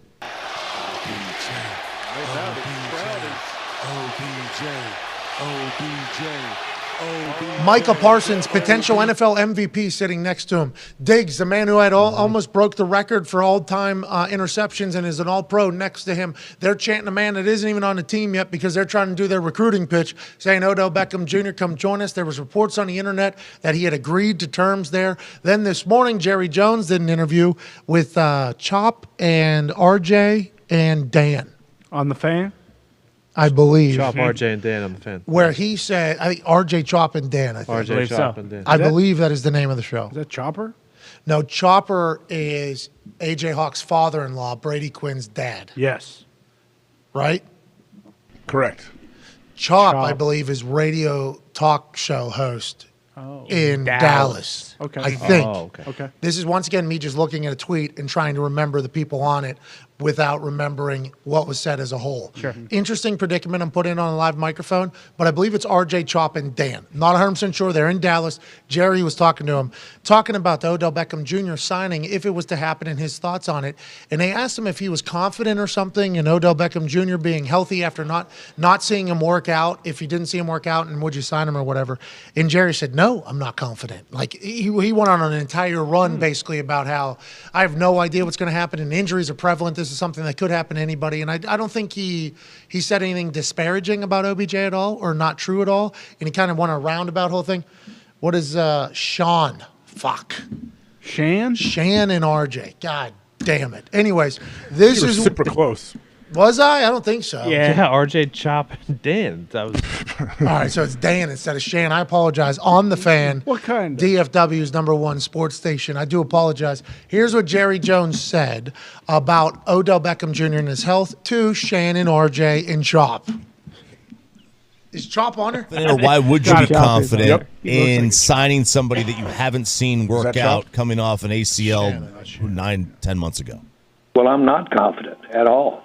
And so that's the issue. Now, we all realize that that issue of health, that issue of availability is here every time. Just this one is very obvious and very pointed toward his injury that had occurred last year in the Super Bowl. So we've got a good beat on that. We've got a great read on his career. It's not like a draft pick coming at you. You've got a lot of history here, and you take a good look at everything, not only the obvious, and that's his performance, but also any issues regarding health. So all of this, we've got to come in with our eyes wide open, and it has to be addressed, and that's when you see if you can make a deal or not. Eyes wide open. What's going on over there? I'm squinting, but... Did he answer that? Did he talk about that at all? No, because remember, I don't think he was on Shan, RJ, Chop last week. Yeah, but it's still there. I mean, it's still certainly something he could answer. I think he could give a profound answer about, everything he's seen and grown and learned from in life.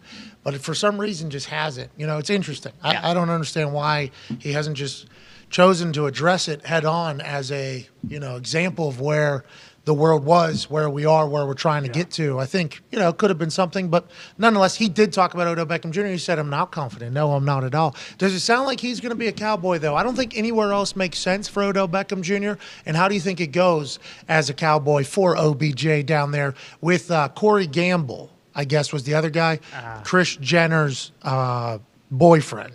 Oh. Okay. Zito told me while Jerry was giving the answer to Shane, RJ, and Chop down there in DFW's #1 station. Yeah, that is obviously Odell Beckham Jr. right there. Peace. What up? That's Diggs right there. There's Micah Parsons. There's Corey Gamble over there. Okay. I believe that is who was with the crew there. OBJ was certainly getting a lot of love walking into the place and getting chance for him. What do you think it is going to be like down there in Dallas? This is obviously good. Add another weapon, your team gets better, right? That's how I view it. That's how I would view it. Yeah, and I think Dallas makes the most sense absolutely right now with Jerry. No matter what he has to pay him, I feel like Jerry is already like, all right, well, they already chanting his name here. I got stars bringing him in. Like, this is what I want. I need this hoopla. I want people talking about the Cowboys, and it gives our team a better chance to win. But going back to the workout thing, like, obviously he has to pass a physical, right, to sign? Are the teams going to make him at least run around a little bit and see what he looks like? I don't know, because if you do that, are you asking him to work out for you, and is that disrespectful? Yeah. Which, I think that's... I mean, Jerry, each owner who, I guess, I don't know. Maybe some teams like, hey, we'll come sign you. We might pay you a little bit less, but you don't have to work or do anything for us. You can just sign it right here. We'll give you your jersey. But I would assume he wouldn't mind working out, right? I think he's actually said no to, he does not want to work out. I think that's been out there. Really? Yeah, this is only happening if you just sign me. Yeah, because no teams have done it. So if one team were to do it, that one team would probably be at a disadvantage because he'd probably feel a little slighted because they made him work out. Yeah, because what if Odell was like, come on, man. That's probably what Odell says, right? Probably. You want me to work out? Like, hey, okay, I'm going to go over to the Cowboys, and we'll see if they make me work. Oh, who's your number one competitor right now? Cool, I'll go there, see if they're going to make me do a full workout. I'm in shape. Okay, I'm not signing up if I'm not in shape. Yeah. You think I want to ruin my own legacy here? What are we even talking about? I'm one of the greatest athletes of all time. That's what Odell Beckham Jr. is thinking. Now, if I'm on a team, if I own a team, and I'm going to sign – I could sneak in a way to figure out, hey, we want to know all what we could do. Is there any way we can get you to run a little bit, see how fast you are, see how quick you are, see what type of lateral burst you still have, so we can make this even better for you. So then we can add incentives in that you can really take advantage of. You know what I mean? Like maybe we have you run the ball a little bit. We get a little, see if you're ready to do that. We'll get some rushing incentives in there for end arounds, jet sweeps, things like that. There has to be a way where you see how a guy is in shape if he just had fucking ACL surgery, right? You would think there would have to be a way.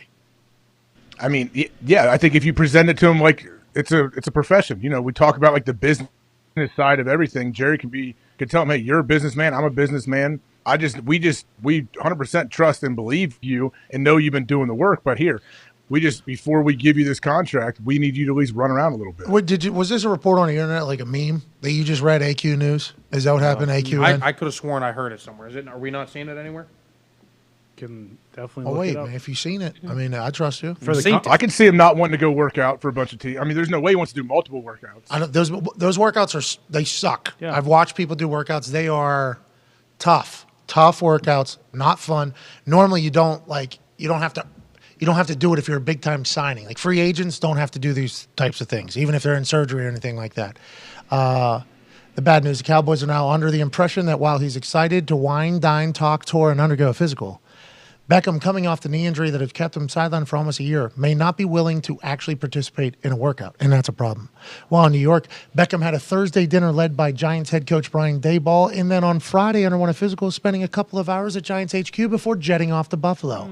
No workout was involved. Logically, the Bills and the Cowboys, no matter their best laid hosting plans, can assume the same limitations on what Beckham is willing to do. Can team doctors examine Beckham's twice surgically repaired left knee? Apparently so. And word is there's an understanding that the involved suitors might share information with OBJ's approval, it is assumed. Can trainers get their hands on him? Maybe. But is he going to lace up some cleats and catch passes from Dak Prescott while being loosely covered by Micah Parsons and Trevon Diggs, with Ezekiel Elliott and DeMarcus Lawrence present to root him on, and Jerry Jones, Stephen Jones, Will McClay, and Mike McCarthy present to evaluate?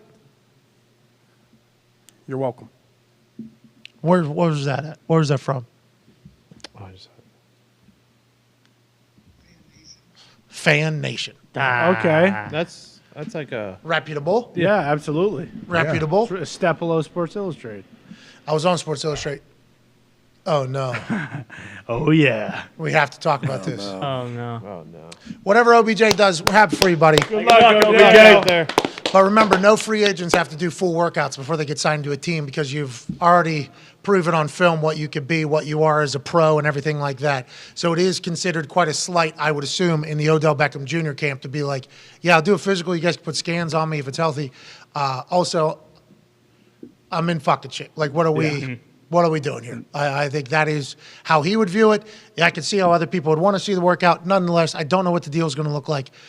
It'd be fun to see him as a Cowboy, though. Going to be on prime time, potentially going to go on a run. Would like to see their offense continue to do that. Now, let's turn our sights to a story that has really disappointed a nation. Yeah. And not just a nation, a whole community. Not just a whole community, maybe an entire planet. Sure. That's right.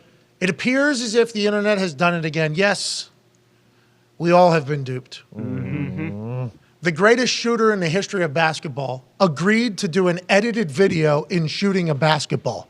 Why would Steph Curry sign up for such a thing? We have no idea. Steph Curry, obviously in the record books as the greatest shooter in the history of basketball existing. All the other great shooters in the history of basketball shooting say this dude's the best of all time. He's changed the NBA. He's changed the future of basketball. And for some fucking reason, the sports person of the year, he agreed to do an edited video that was very well done by a man named Ari Ferraroy.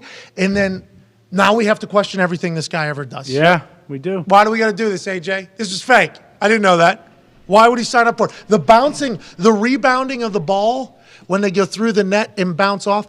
I've watched it probably 20 times. Even the lighting on the ball as it cruises past the lights, the shadow on there, the amount of editing in focus this had to take to create is wild. Unbelievable. The amount of frame by frame by frame by frame by frame editing that had to happen to make this appear this way is fantastic. Congrats to Ari, who also did Tom Brady's hole-in-one golf shot and the Amazon Prime That wasn't footballs. real?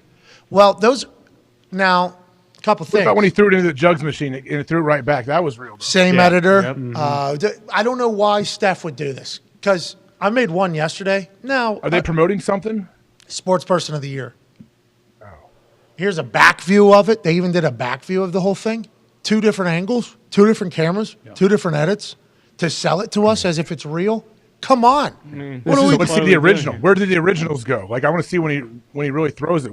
Where do they all go? Well, I guess that's the next step in this thing. On Twitter, it had 19 million views in the first 24 hours. 29 million now. Now it's at 29 million. I mean, it's doing obviously insanely well because it's the greatest shooter of all time, accomplishing a feat that we think he could probably pull off and be the only person that could do it. The amount of time they have taken to edit this is banana land. And I want to let Steph know, I still love Steph, but I'm kind of heartbroken for the emotional roller coaster they took me upon. Yeah. Because Twitter's telling us now, this is brand new to Twitter. Yeah. And I thought Elon was going to ruin Twitter. That's weird. I thought this son of a bitch was going to ruin it. Pointing out truths and falses. Now he's saying, like, hey, just for context, the Warriors have come out and said this ain't real. So just so you know that while you're watching this video right now, do not expect any human to be able to accomplish this because this is fake, this is edited, this is altered video. Why would Steph do this, AJ? Why? Why, Steph?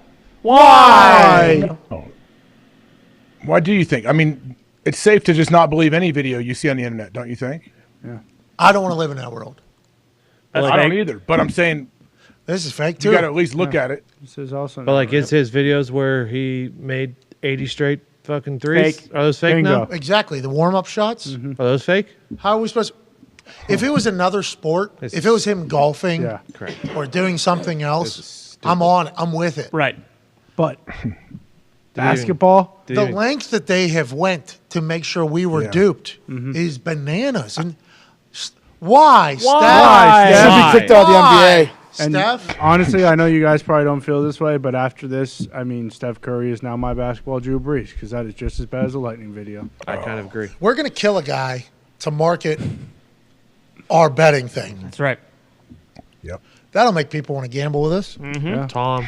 How about them telling one of their biggest face at TV biggest personality? Yeah, definitely. Hey, listen, we think the best way to get people to come to our sportsbook is by killing you. We'll fucking just kill you. Take that however you want. Think about this. People like us more, we kill you in a lightning strike. So, just something to think about. Can't go to the Purdue game either. No. Well, you're going to have to hide, wear a mask so you continue to live the gimmick that you fucking died. That was wild to me. I don't want to live in that world where everything's fake, especially when it's the greatest shooter of all time. Doing something that I know this is much shorter court, and I apologize that this is the only one we have access to.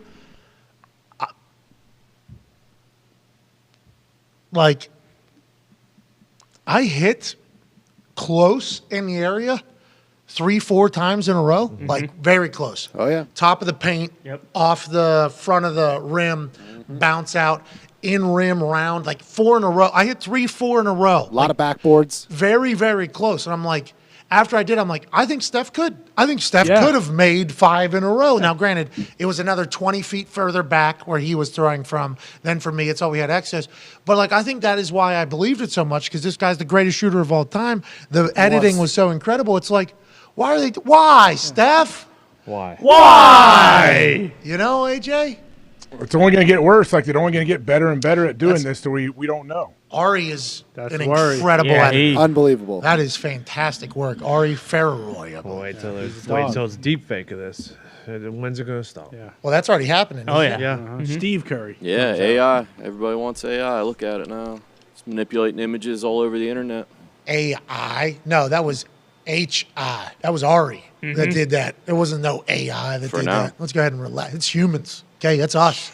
Let's take credit for what Ari. Hey, Ari, thank you for representing humans doing that editing. Good work, Ari, but No, he's the problem. you're not doing as good. What's that? He's the problem. He should have said no. Or if he went to Steph, he's even more the problem. Yeah, and this is the difference too. Like you just said, if Ari, said it was okay to do this, switch sports, Steph. What if you throw football? What if you're football? What if you're playing disc golf and you hit a shot from 500 yards out? That'd have been awesome. Boom. Curve it through the trees. Can't do basketball. That's your sport, pal. Who's saying the truth now? No, he's spitting. Okay, so now he's full of shit. Now there's a Sports Illustrated tweet of him throwing the ball over his head, and Ari Ferreroy says, okay, now this one's definitely real. Congrats, Steph Curry. Had a lot of fun shooting with you in SI now. Sports Illustrated says you really don't miss. Congrats to SI Sports Person of the Year, and he's just shooting over. He was shooting backwards. So he's winking. For the 4. Winking, crying, laughing. Unbelievable. This is bullshit. Fucking world. I'm not out on Steph. This is bullshit. I'm done watching Holy Moly, though. Yeah, me That's all fake. Do you think Robert knew? Why didn't they just have him make a 4,000-foot putt? Yes, exactly. To promote Holy Moly. Right. Joe Tess can call it. And Rob. Mm-hmm. But instead now we got a boycott. Yeah. Holy moly. Right. Which I don't want to do because I love the fucking show. And I'm going to pull out all my money of FTX, too. Really? Yeah. Too late, Tony. That's gone. Remember? What? All right, let's move on. LaFleur talked about Bakhtiari's most recent medical situation, which is he had to have an appendectomy. I assume that's from appendicitis, which people say will kill you. Yes. Which comes out of nowhere. Your appendix basically just starts leaking waste into your body, and you self-poison. Almost is what the Correct. appendix is and appendicitis is, right? It's very painful. I believe that is the heads up. You go to the hospital, emergency surgery normally to get your appendix out of there and to clean up all the waste and get out of your body.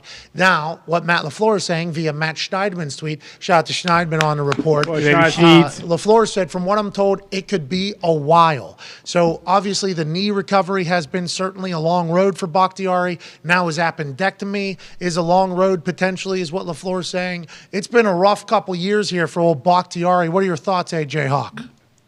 I don't know, man. Like, do you expect to see him back this year? When the floor says it's going to be a while, I do not feel like we're going to see him back in the lineup. Is that just leaving him an out? Like he doesn't know what the proper answer is? What is a normal? Yeah, I think they don't know. Like they don't with his knee, especially. We talked about it. Like sometimes they didn't know until a couple hours before the game if he was going to be able to go with how his knee is. So now I'm sure with this, LaFleur's like, all right, the dude just had surgery. Like I can't give you a timetable. Is there precedent on this on the appendectomy? Joe Burrow. Yes, and Minka. What did Joe Burrow? He was a couple weeks, right? I can't remember. His was preseason, but that's what they were talking about, him being rusty like week 1 because he missed the last maybe 2 weeks or like 10 days. Minka missed 1 game. What's that? Minka missed 1 game. Minka Fitzpatrick? When was this? I think it was against the Bengals. It's like 2 or 3 weeks ago, yeah. Did he miss like a bye week and then a game or just No, just the game. Okay. And then he played the next. Is there normally this many appendicitis like throughout the league? What's going on with the appendicize Well, around town? That's a question. Did all those players get vaccinated? Yeah, there you go, Tony. All right. Jeez Louise. What's your guys' problem? I think we're talking about food is what I think I thought he was referring to because the plastic water bottles and stuff. You think that? You think Bakhtiari's eating What's your plastic problem? water bottles? Yeah, okay. What do you got going? Are you okay over Yeah, there? you've been pretty quiet, Albie. What are What's you going on? cackling about over here? A lot of weird things going on these days. All right. Jeez Louise. That's going for the future governor of Arizona, too. That's Who? something to think about. Congrats. Albie, Quay, Shipley. Yep. All right, let's hit another. We have breaking news from the Philadelphia Eagles. Robert Quinn jumping in the IR. So Tom Pelissero, the Arrow, the Neuralink is reporting that Eagles. Yeah, someone's got to I'm tell. sick and tired of this. It's fly, Eagles, fly. That's the hashtag. I don't know Yes. what fucking country this is. I don't know what this represents. Stop doing it. I think it's Hashtag Croatia. Eagles, they're still in the World Cup. They got a big-time win yesterday. And congrats to Morocco beating Spain today. Yeah, what a win. In the soccer Lombardi. It's not coming back to the United States just yet. Robert Quinn is having a knee scope this week and will go on IR today, per sources. Quinn had been coming on and settling into the scheme before the knee got twisted in practice last week. Now at least 4 games. But there's optimism he's back for the playoff push. Okay, the Eagles get another quarterback killer for the end of the season. He's going to be fresh. His body's going to be better than ever. Good for them getting a leading tackler at the time. Was he? No, Robert Quinn. That was Roquan Smith was the leading tackler. Robert Quinn, though, How many sacks He did he had a have last year? massive year last 18? Last year. Yeah, he had 18 last year, getting his knee fixed. Practice is always the worst when you get injured in practice. Everybody gets so upset about it, but it does happen. Oh yeah, it happens. You got to work on your craft, man. And how this dude can run, we talk about it a lot. Like how he can bend and turn the corner is really special. Like there's not a whole lot of people that can do it like him. AQ, what does this mean at the end of the season whenever a fresh pass rusher is in off of a 4-week rehab and recovery? Is that normally good or bad for the offensive line who has to play every week? Well, yeah, he's going to get healthy, right? Like the healthiest you are is at the beginning of the season. Most guys like start to wear down, and so you're all on kind of a level playing field. This is going to give him a little boost. He'll have a little fresh legs coming in the playoff push. Linval Joseph, Ndamukong Suh, Quinn, Jordan Davis, Cox. Yeah, Cox. Javon Hargraves. Stud. Brandon Graham. Hey, the Eagles, huh? Sweat. Oh, yeah. They got the best D-line in football. And he's coming back healthy in 4 weeks. And their team has been so healthy. I think this is like the first injury they've had across the board. Holy shit. Jordan Davis. But All right, let's get to a break. All right, let's take 5, and on the other side, we'll have In the Trenches. Then we'll wrap this thing up with a nice little giveaway for the beautiful people who watch on this Tuesday with no Aaron Rodgers. Yeah. This is crazy, isn't it? I know. Weird. First bye week ever. This is a slip-up by us, though, honestly. This is something we'll be judged upon. Remember it for next time. Next time means he's not going to retire. You just gave me your prediction. Well, Ooh, how do you know that? I wasn't talking about maybe a different player. I'm very happy that it's happened. Yeah. He loves the show. He does, and I enjoy the Voncast, by the way. I watch the Voncast. He fell asleep on Twitch the other day. Fucking love that. Sleepy Von. I enjoy Von Miller a lot, but him just saying like, hey, yeah, I'll come on every week. If you get fucking right, we will. Yeah. Hell yeah, Von Miller. Hey, do you know you're Von Miller? Or Yeah, somebody needs to tell him that although he does own Greener Pastures Chicken down there in Texas, Good chicken. He does. he's fucking Von Miller too. Yeah, but anytime you want to come on the show, Von, come on, Von. We've been lucky for that. I don't know how it's going to work. You think it'll go through the playoffs? I hope so. I think so. yeah, I'd assume so, and I'd also assume that they're probably going to end up with that first round bye.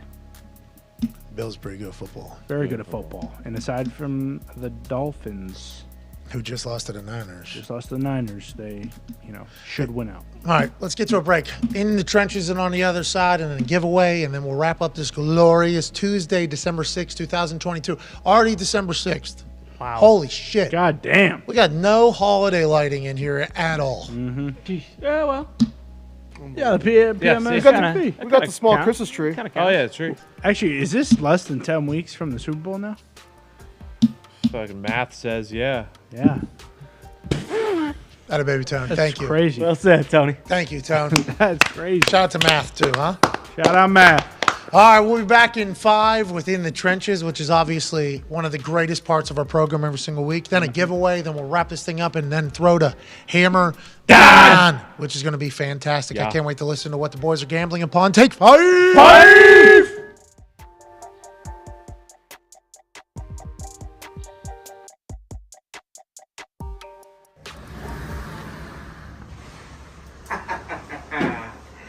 Dear Coach Freeman, sing it with me, baby. This is how we do it, la la la la la la la. Coach Freeman, I know I'm being hard on you, but like Montel Jordan says in that great song, this is how we do it, baby. That's Notre Dame football. That's what it's all about. If you notice, our next day aired a Clemson helmet to my office here because I've been pissing and pooping in that thing all weekend, using it as my own personal toilet. Just like you guys use the Clemson Tigers as your own personal toilet on Saturday night. Everybody's saying, hey, Coach Sweetie, he's the best, he's the greatest, he's the best coach of all, he's the best recruiter. Well, guess what you did? You took that boy, put him over your lap, and you fucking spanked his ass. Not only that, you take that DJ ooey ugly lay, and you made him one sad ooch. That's Notre Dame football. Listen, we've had a tough season, okay? There's no two ways about it. And you knew there would be scrutiny. You knew old Coach Lou would be coming after you if you lose games to teams like Marshall and Stanford. But what's the best way to drown that out? By beating the shit out of Clemson and dashing their college football playoff hopes. And speaking of the college football playoff, yeah, we might not be going this year. We don't have a good enough record. You know that. I know that. Everyone who prays the touchdown Jesus knows that. But when they move to 12 teams and you play like you did yesterday, oh boy, are them fighting Irish gonna be sitting pretty, baby. I'm a God-fearing man, everyone knows that, just like you are. And I don't have many vices. But boy, have I been enjoying a nice cigar and a nice ride on route ever since we won, baby. You did this for me, Coach. This is what you did. You should be proud of yourself. You should be proud of those boys. And with everybody talking about conference realignment, I have a simple request, or maybe just something to ponder. We're already in the ACC in basketball. Maybe consider joining the ACC for football, too. I know we're independent. I know we get a lot of money from being independent. But you fucking own everybody in the ACC. Clemson, Florida State, NC State, North Carolina. Shit, it doesn't matter who you put in front of us, okay? If you go to the ACC, mark my words, you're going to be going to the college football playoff every single year. Keep it up, Coach. I love you. I'm proud of you. And let's get this going, okay? What do you think? What I saw on Saturday, that's how a Notre Dame Fighting Irish football team is supposed to play. You were tough, you were intelligent, you were smart, you were all the things you need to do to win. And because you won, you let good old Coach Lou enjoy a nice Cohiba. And I got this drink in my cup. And there's nothing better than that, baby. Go Fighting Irish. Go get them next week. Signed, Coach Lou Holtz.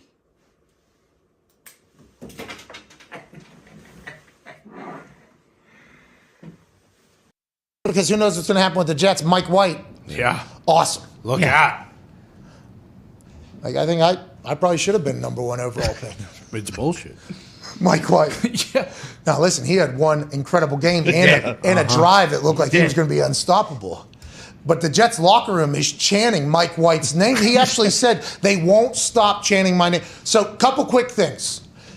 Is Zach Wilson present when the entire locker room is chanting Mike White's name? Hope not. Because the fans are doing it, now his teammates are doing it.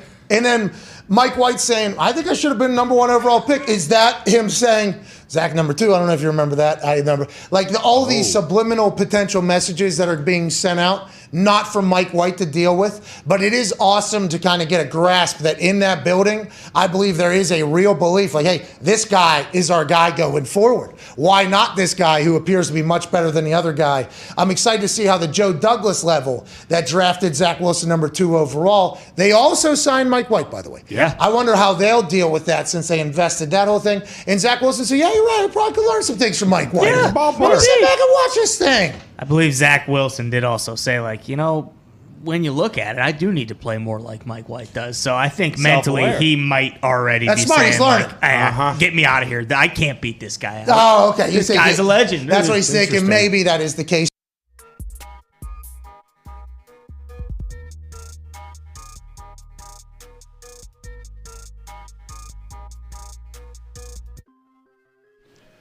Welcome back to the Pat McAfee Show on this Alan Quay Tuesday. Hey, Jake, quit doing that. December 6th. Today's show is sponsored by From the top. From the top. I wasn't sure if we're going to hear it again. Yeah, no, What no. is happening? Fuck!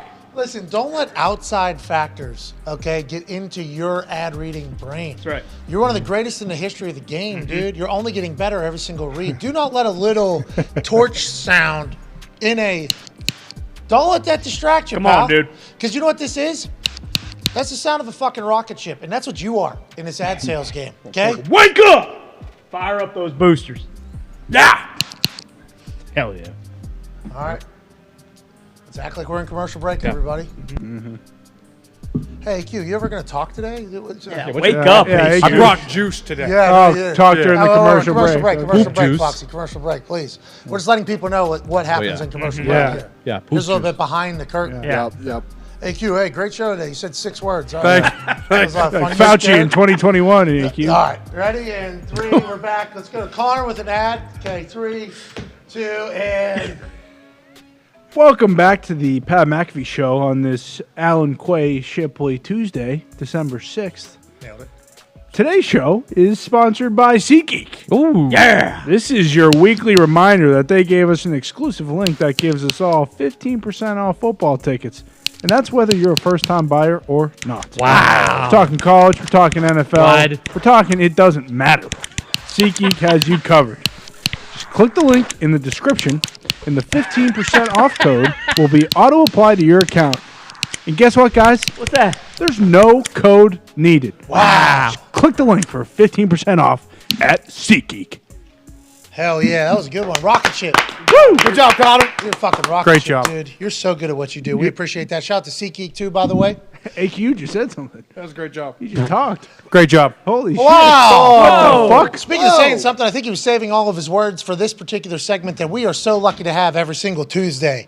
Now, obviously, normally we chat with Aaron Rodgers on every single Tuesday, but every Tuesday this season, we have added something to the mix that has made us much smarter, made us watch games differently, and quite frankly, has swayed how other programs operate. Ladies and gentlemen, it's time to go in the trenches with 12-year NFL vet, coach and player, Super Bowl champion, AQ Shipley. How we doing? How we doing? Whoa, he talks. You know what I found out last week? What? Talk? Later in the week, I heard Coach P's keys. I found out Cole Strange is a starter. They didn't make you. You fucking son of a bitch. A couple years. Maybe he'll find it in a couple years. Interesting, the O-line guy doesn't even know who's starting for one of the teams in the NFL. That's weird. Interesting. Hey, but check this out. Yeah, I think he just... I love... Yeah, you get where I was going with that. Well, he also... Yeah, gotcha. He said some terrible things about you, too. He said, you're an offensive lineman guru, huh? You Yeah. don't know who's starting. Who's the That's what he best guard said. in the NFL? Sorry, we're back at it. It's okay. All right, we're back. New week, time. New Here we time. go. Yeah, here we go. New voice. First time. I love what the Vikings do here. I love what the NFL is starting to do here. They're starting to take advantage of little wrinkles. Little wrinkles. We talk about little wrinkles, so check it out. We got Cleveland right here. We saw the Eagles do it with Jason Kelce on the game winner, loop around the guard, down block, then he becomes the lead block on the draw. And this is a very, very common sub-personnel 6-box draw. Here's the 6 in the box. 1, 2, 3, 4, 5, 6. 1, 2, 3, 4, 5, 6. How do we account for all of them? Look what we do. We detach the tight end, get a wide split. He has to account for. He gets out of the box, leaves really only one here. 1, 2, 3. 1, 2, 3. Center, left guard, left tackle, middle backer, 2-eye, wide end. 2-eye means what?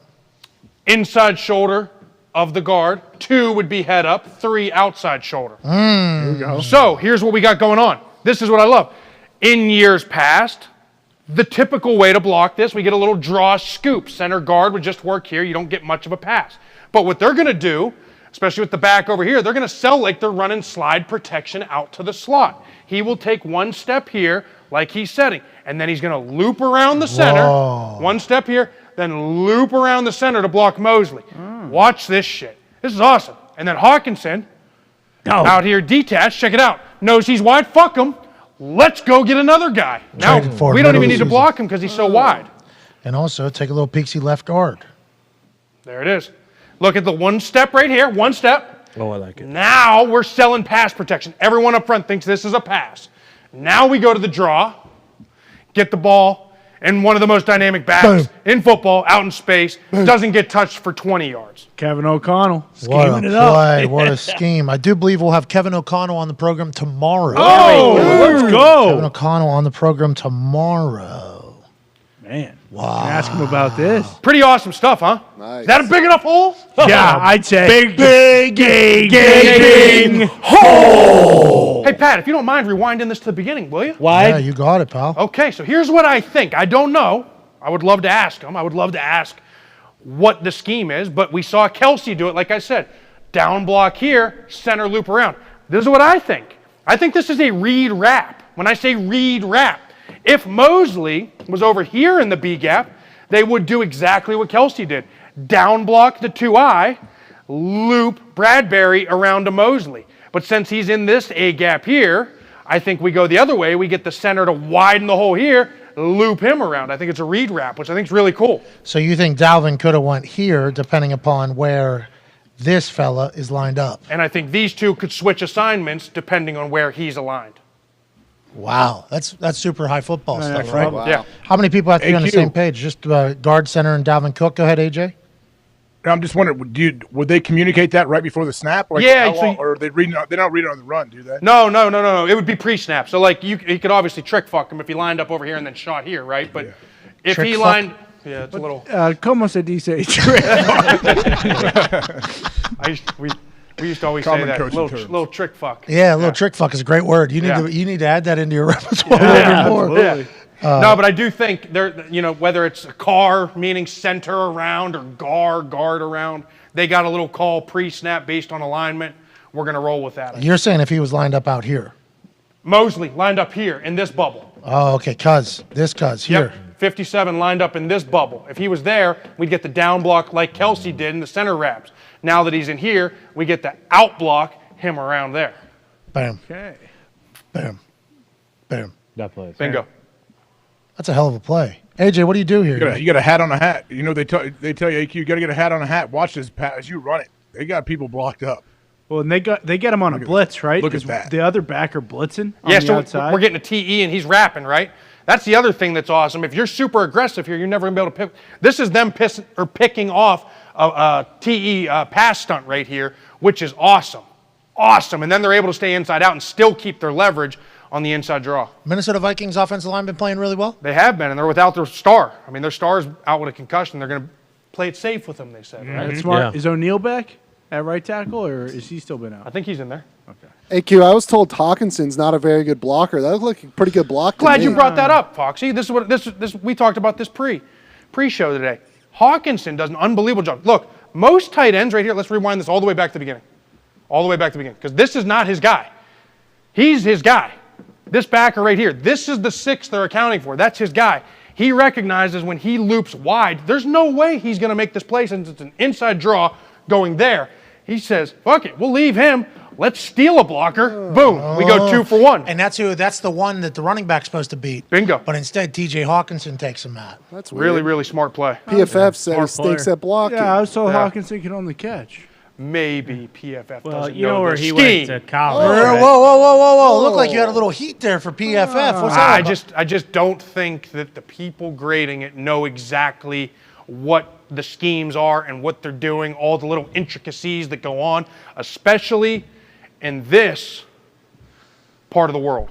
Okay, because you're saying you can't figure it out sometimes for some teams. And you've, 12 years coaching, playing a lot of different systems. There's So always a reason. the person has to be smarter than you Bingo. that's doing it. Not very often. Oh, geez. In this particular case, yeah, I understand. In this particular world, got it. Yeah. But I do find that interesting. I think some positions, PFF can get it right. Agree. But in some things, there's no way they'll ever be able to Yeah, fucking you just- figure out. Because everything's game plan. Like what it is on paper versus what we're game planning and asking somebody to do on a week-to-week basis could be completely different than what you have in front of your thing saying, "Oh, this is just a counter tray."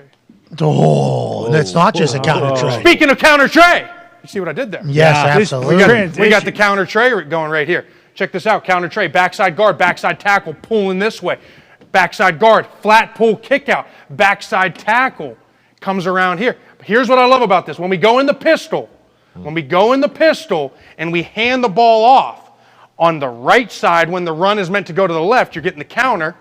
It allows Kenyon Drake, not a receiver, a running back. Yeah, certainly a running back. Long time. Certainly a running back. Long time We get running. him downhill on this side, which gives him an extra second to get in perfect relationship with his two pullers and be able to read this thing out, and you'll see the big gaping hole open up real quick on this side. Look Let's at watch those this two thing. on a goddamn string, right guard, right tackle. Get the angle blocks. Everybody's blocking back, creating the wall. There it is. We're cutting the defense right now.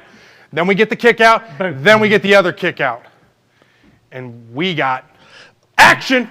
Big Gaping Oh. Do you think that Kenyon Drake, obviously it was a massive gain, so he probably could have gone either way, but would you rather him follow the right tackle around Surtain here? It's so hard to second guess. It's so easy to second guess when we're sitting here with the clicker, right? But it's so hard to second guess what they see. You're going to see a clip here in a little bit. Christian McCaffrey makes a great run. We're going to talk about it here in a little bit. Same thing.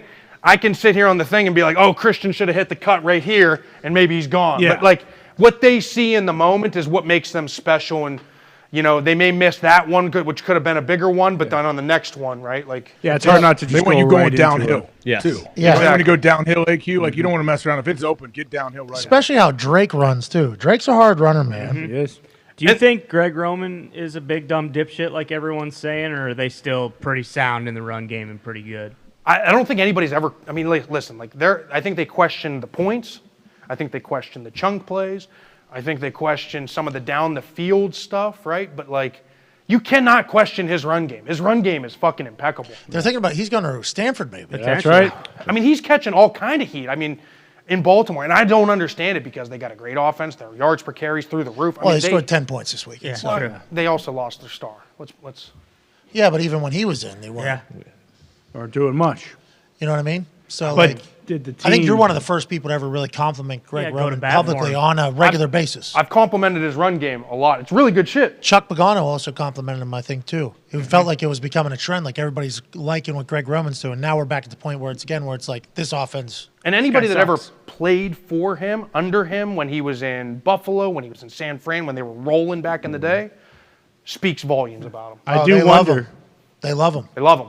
Okay. All Love him. Did Greg Roman tell the team, too, like, hey, we're playing the Broncos. We only need 10 points. We don't Yeah, have to maybe. rush into this. You're right. Maybe. Let's take our time. Yeah. Maybe. Let's not give away the good stuff. Yeah, exactly. Let's not score too many points. No. Let's win, but not by too much. I'll get Yeah. these guys. Fakaitis, learn some fucking English. That's right. What do we got here in dogs, Seattle, Jackie. pal? Hey, this was a fun game to watch. He plays against his former team, has a monster game. We're not going to talk about that. He quarterbacked a hell of a game. We're not going to talk about that. We're going to talk about what the big boys do up front. Okay. Just running a simple zone scheme. We get a little jet motion with a ghost route. Why do we call it a ghost route? We're going to send somebody back, which really is just to affect eyes, a little eye candy. Don't we like that? There's the ghost motion. Now, eventually, you might have something off of it with a reverse or a little pitch off of that, right? But this one in particular is just to affect eyes. As soon as that goes in motion, what's it do to him?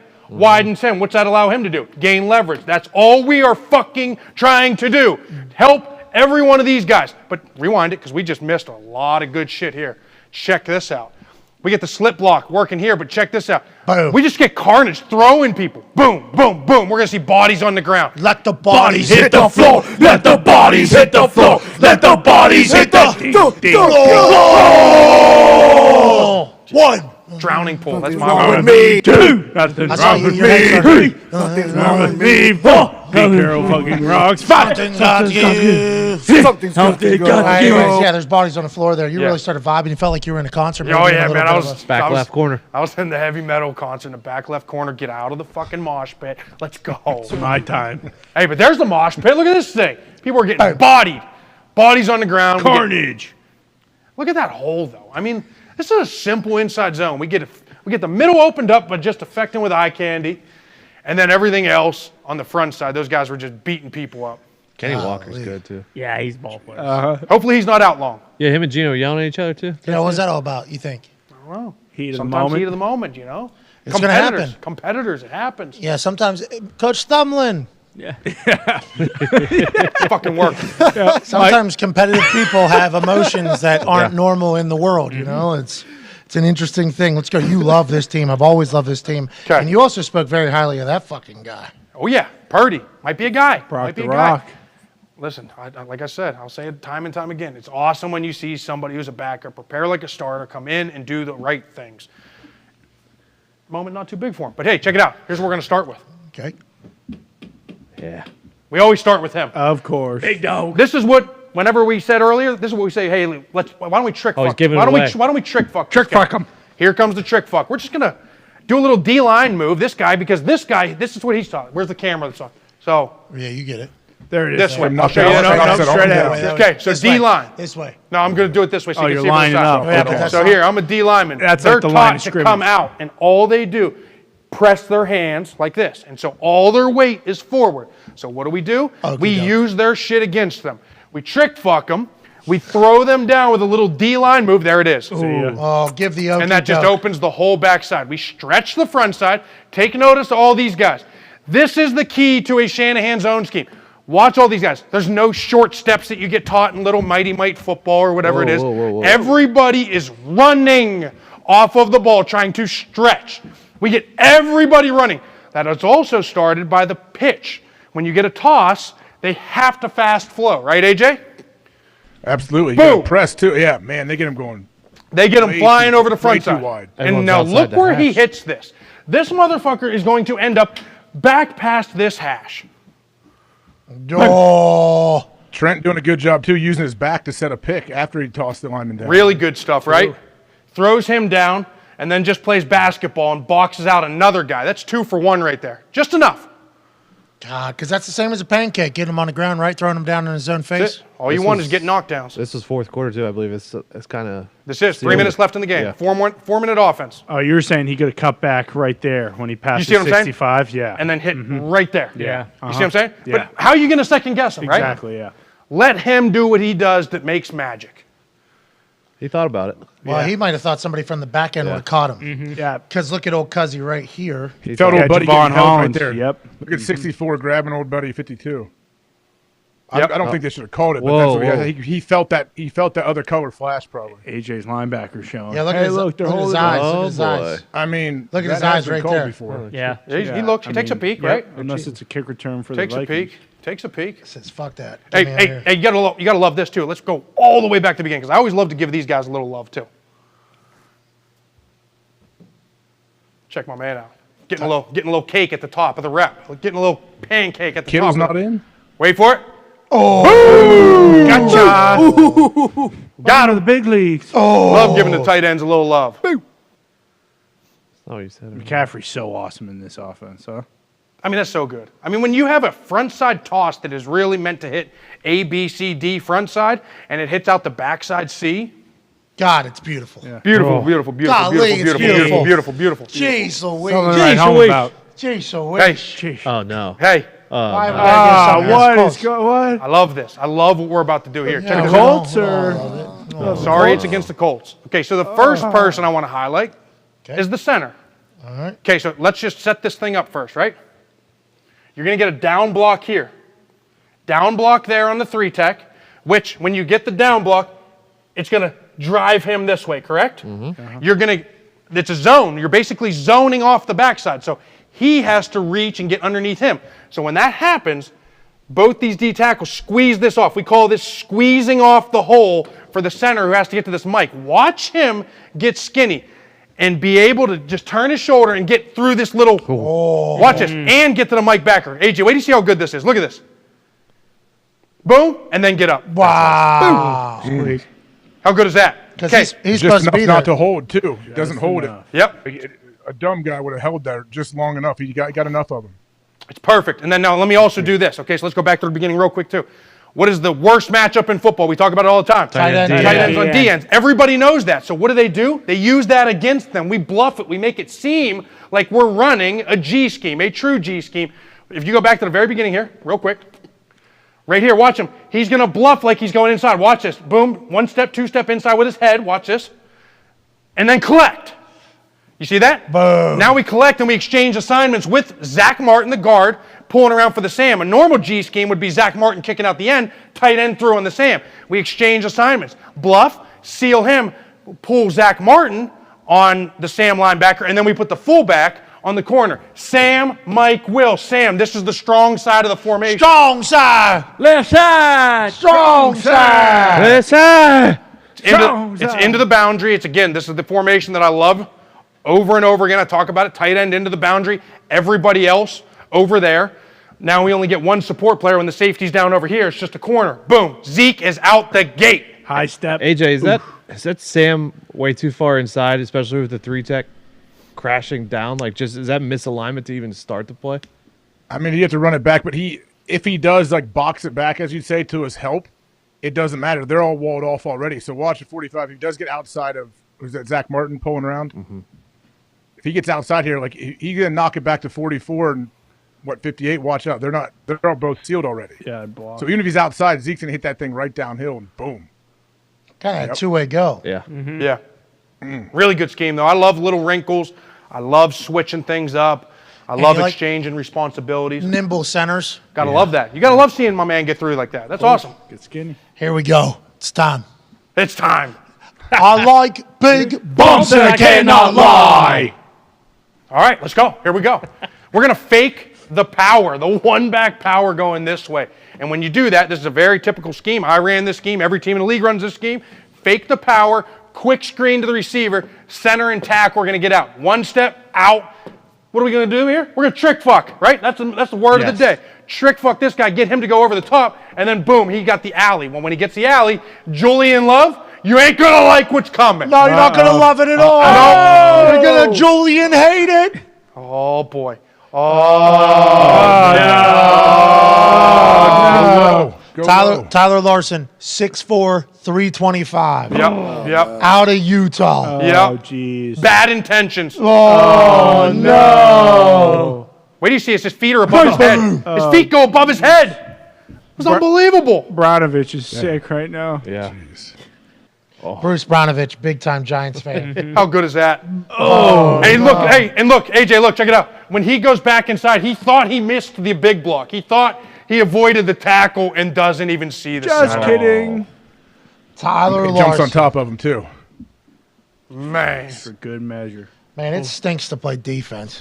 You got to let them go low. They need to go low again. That's unfair. That's a big double team. Oh, you want Lane Johnson to blow his knee out? Yeah, you son of a bitch. Yeah, Oh, way to thank go. you, AJ. Yeah, real cool, AJ. Sack of shit. Really nice of you. These big guys running their asses off. Tyler Larson, 6'4", 325 when he weighed in. Look at the body on this guy. Yeah. He's fucking big body flying around. He's rolling. He's big body. He's rolling. Way too athletic. It's too athletic. You can't be that big and that athletic. I agree. Well, it's funny what AJ started off the show as is, guys shouldn't go low when they're tackling. And now here he is. Oh, yeah, because the guy hurt his PCL. Yeah. He thought about that guy every I single told day. you I revised that, man, before that. In Okay. high school at times, I thought that. Well, I still don't believe you. This is another All right, let's pause this. Let me just set this up big because old bum. Uh-oh. big old bump. This thing's circulating the internet. We've all seen it at this point. But let's just talk about why it's so awesome. Okay. They're going to reset the front. We're going to get the three. It's going to get you. Jeez, That's what you're going to do. Yeah. But This is football. this is football. Welcome.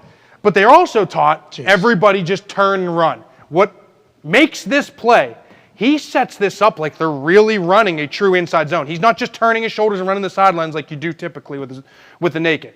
He's going to set this up and watch this inside arm get on this inside pec right here. So whenever Kelsey hits him, he slingshots him with his arm. Watch this shit. Oh, see the right arm in tight? Yep. Now watch it. As soon as Kelsey makes contact, it's like on the same exact time we get a throw from that right hand. On the hand on the hip, too? He's hitting the hip, getting him off the ground, and then Shit. Sorry, pal. let's watch that thing one more time in full speed. I mean, that is incredible Big shit. tree fall hard. Yeah. Boom! Oh, my Lane God. John? No, is that Lane? No. AJ, have you seen this one yet? No, Lane's Oh, yeah, That's this thing a is good making its singer guy, I rounds. think. Yeah. Some good teamwork right here. Yeah. Good awareness by my Lada seeing it right there and just getting that leg out of there, Almost too. took the last Almost hurt your tackle own out. teammate. Yeah. Some really good stuff, man. That offensive line plays the game the right way. They're constantly trying to be physical and make everybody know every single play, the goons are in town. Oh, yeah. They're hunting ribs, huh? They're hunting ribs. Jason Kelsey's the guy, center? He's having a monster year. It's unbelievable. He's in year 13. He's almost having What a fucking talented family. Unbelievable. Both Pretty all awesome. pros. Yeah. Great athletes. Yeah. Might be Both meet- Super Bowl champions. Yeah, might meet in the Super Bowl this year. Yeah. Dude, congrats to the Kelseys. Yeah. Killing it. Sorry to their parents if they have to deal with that Chiefs-Eagles. Oh, Super the split Bowl. jersey like Hey, Laura Hawk. That's That's right. right. I forgot about Right. that. You'll send one of those, obviously, to the Kelsey parents. And AQ, thank you so much. Thank you, AQ.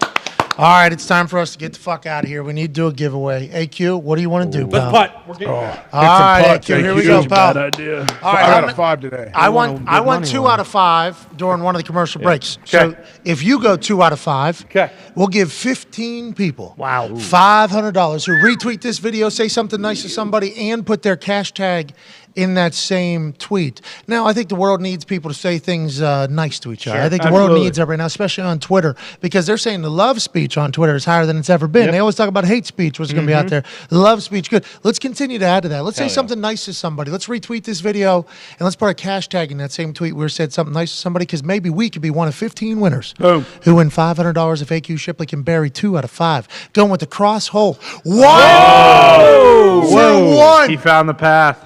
He's going cross court here. This is a smart idea. Nobody has used this technique yet. And also, the green has been beating. I thought it was in. It was a walk-off. Oh, my God.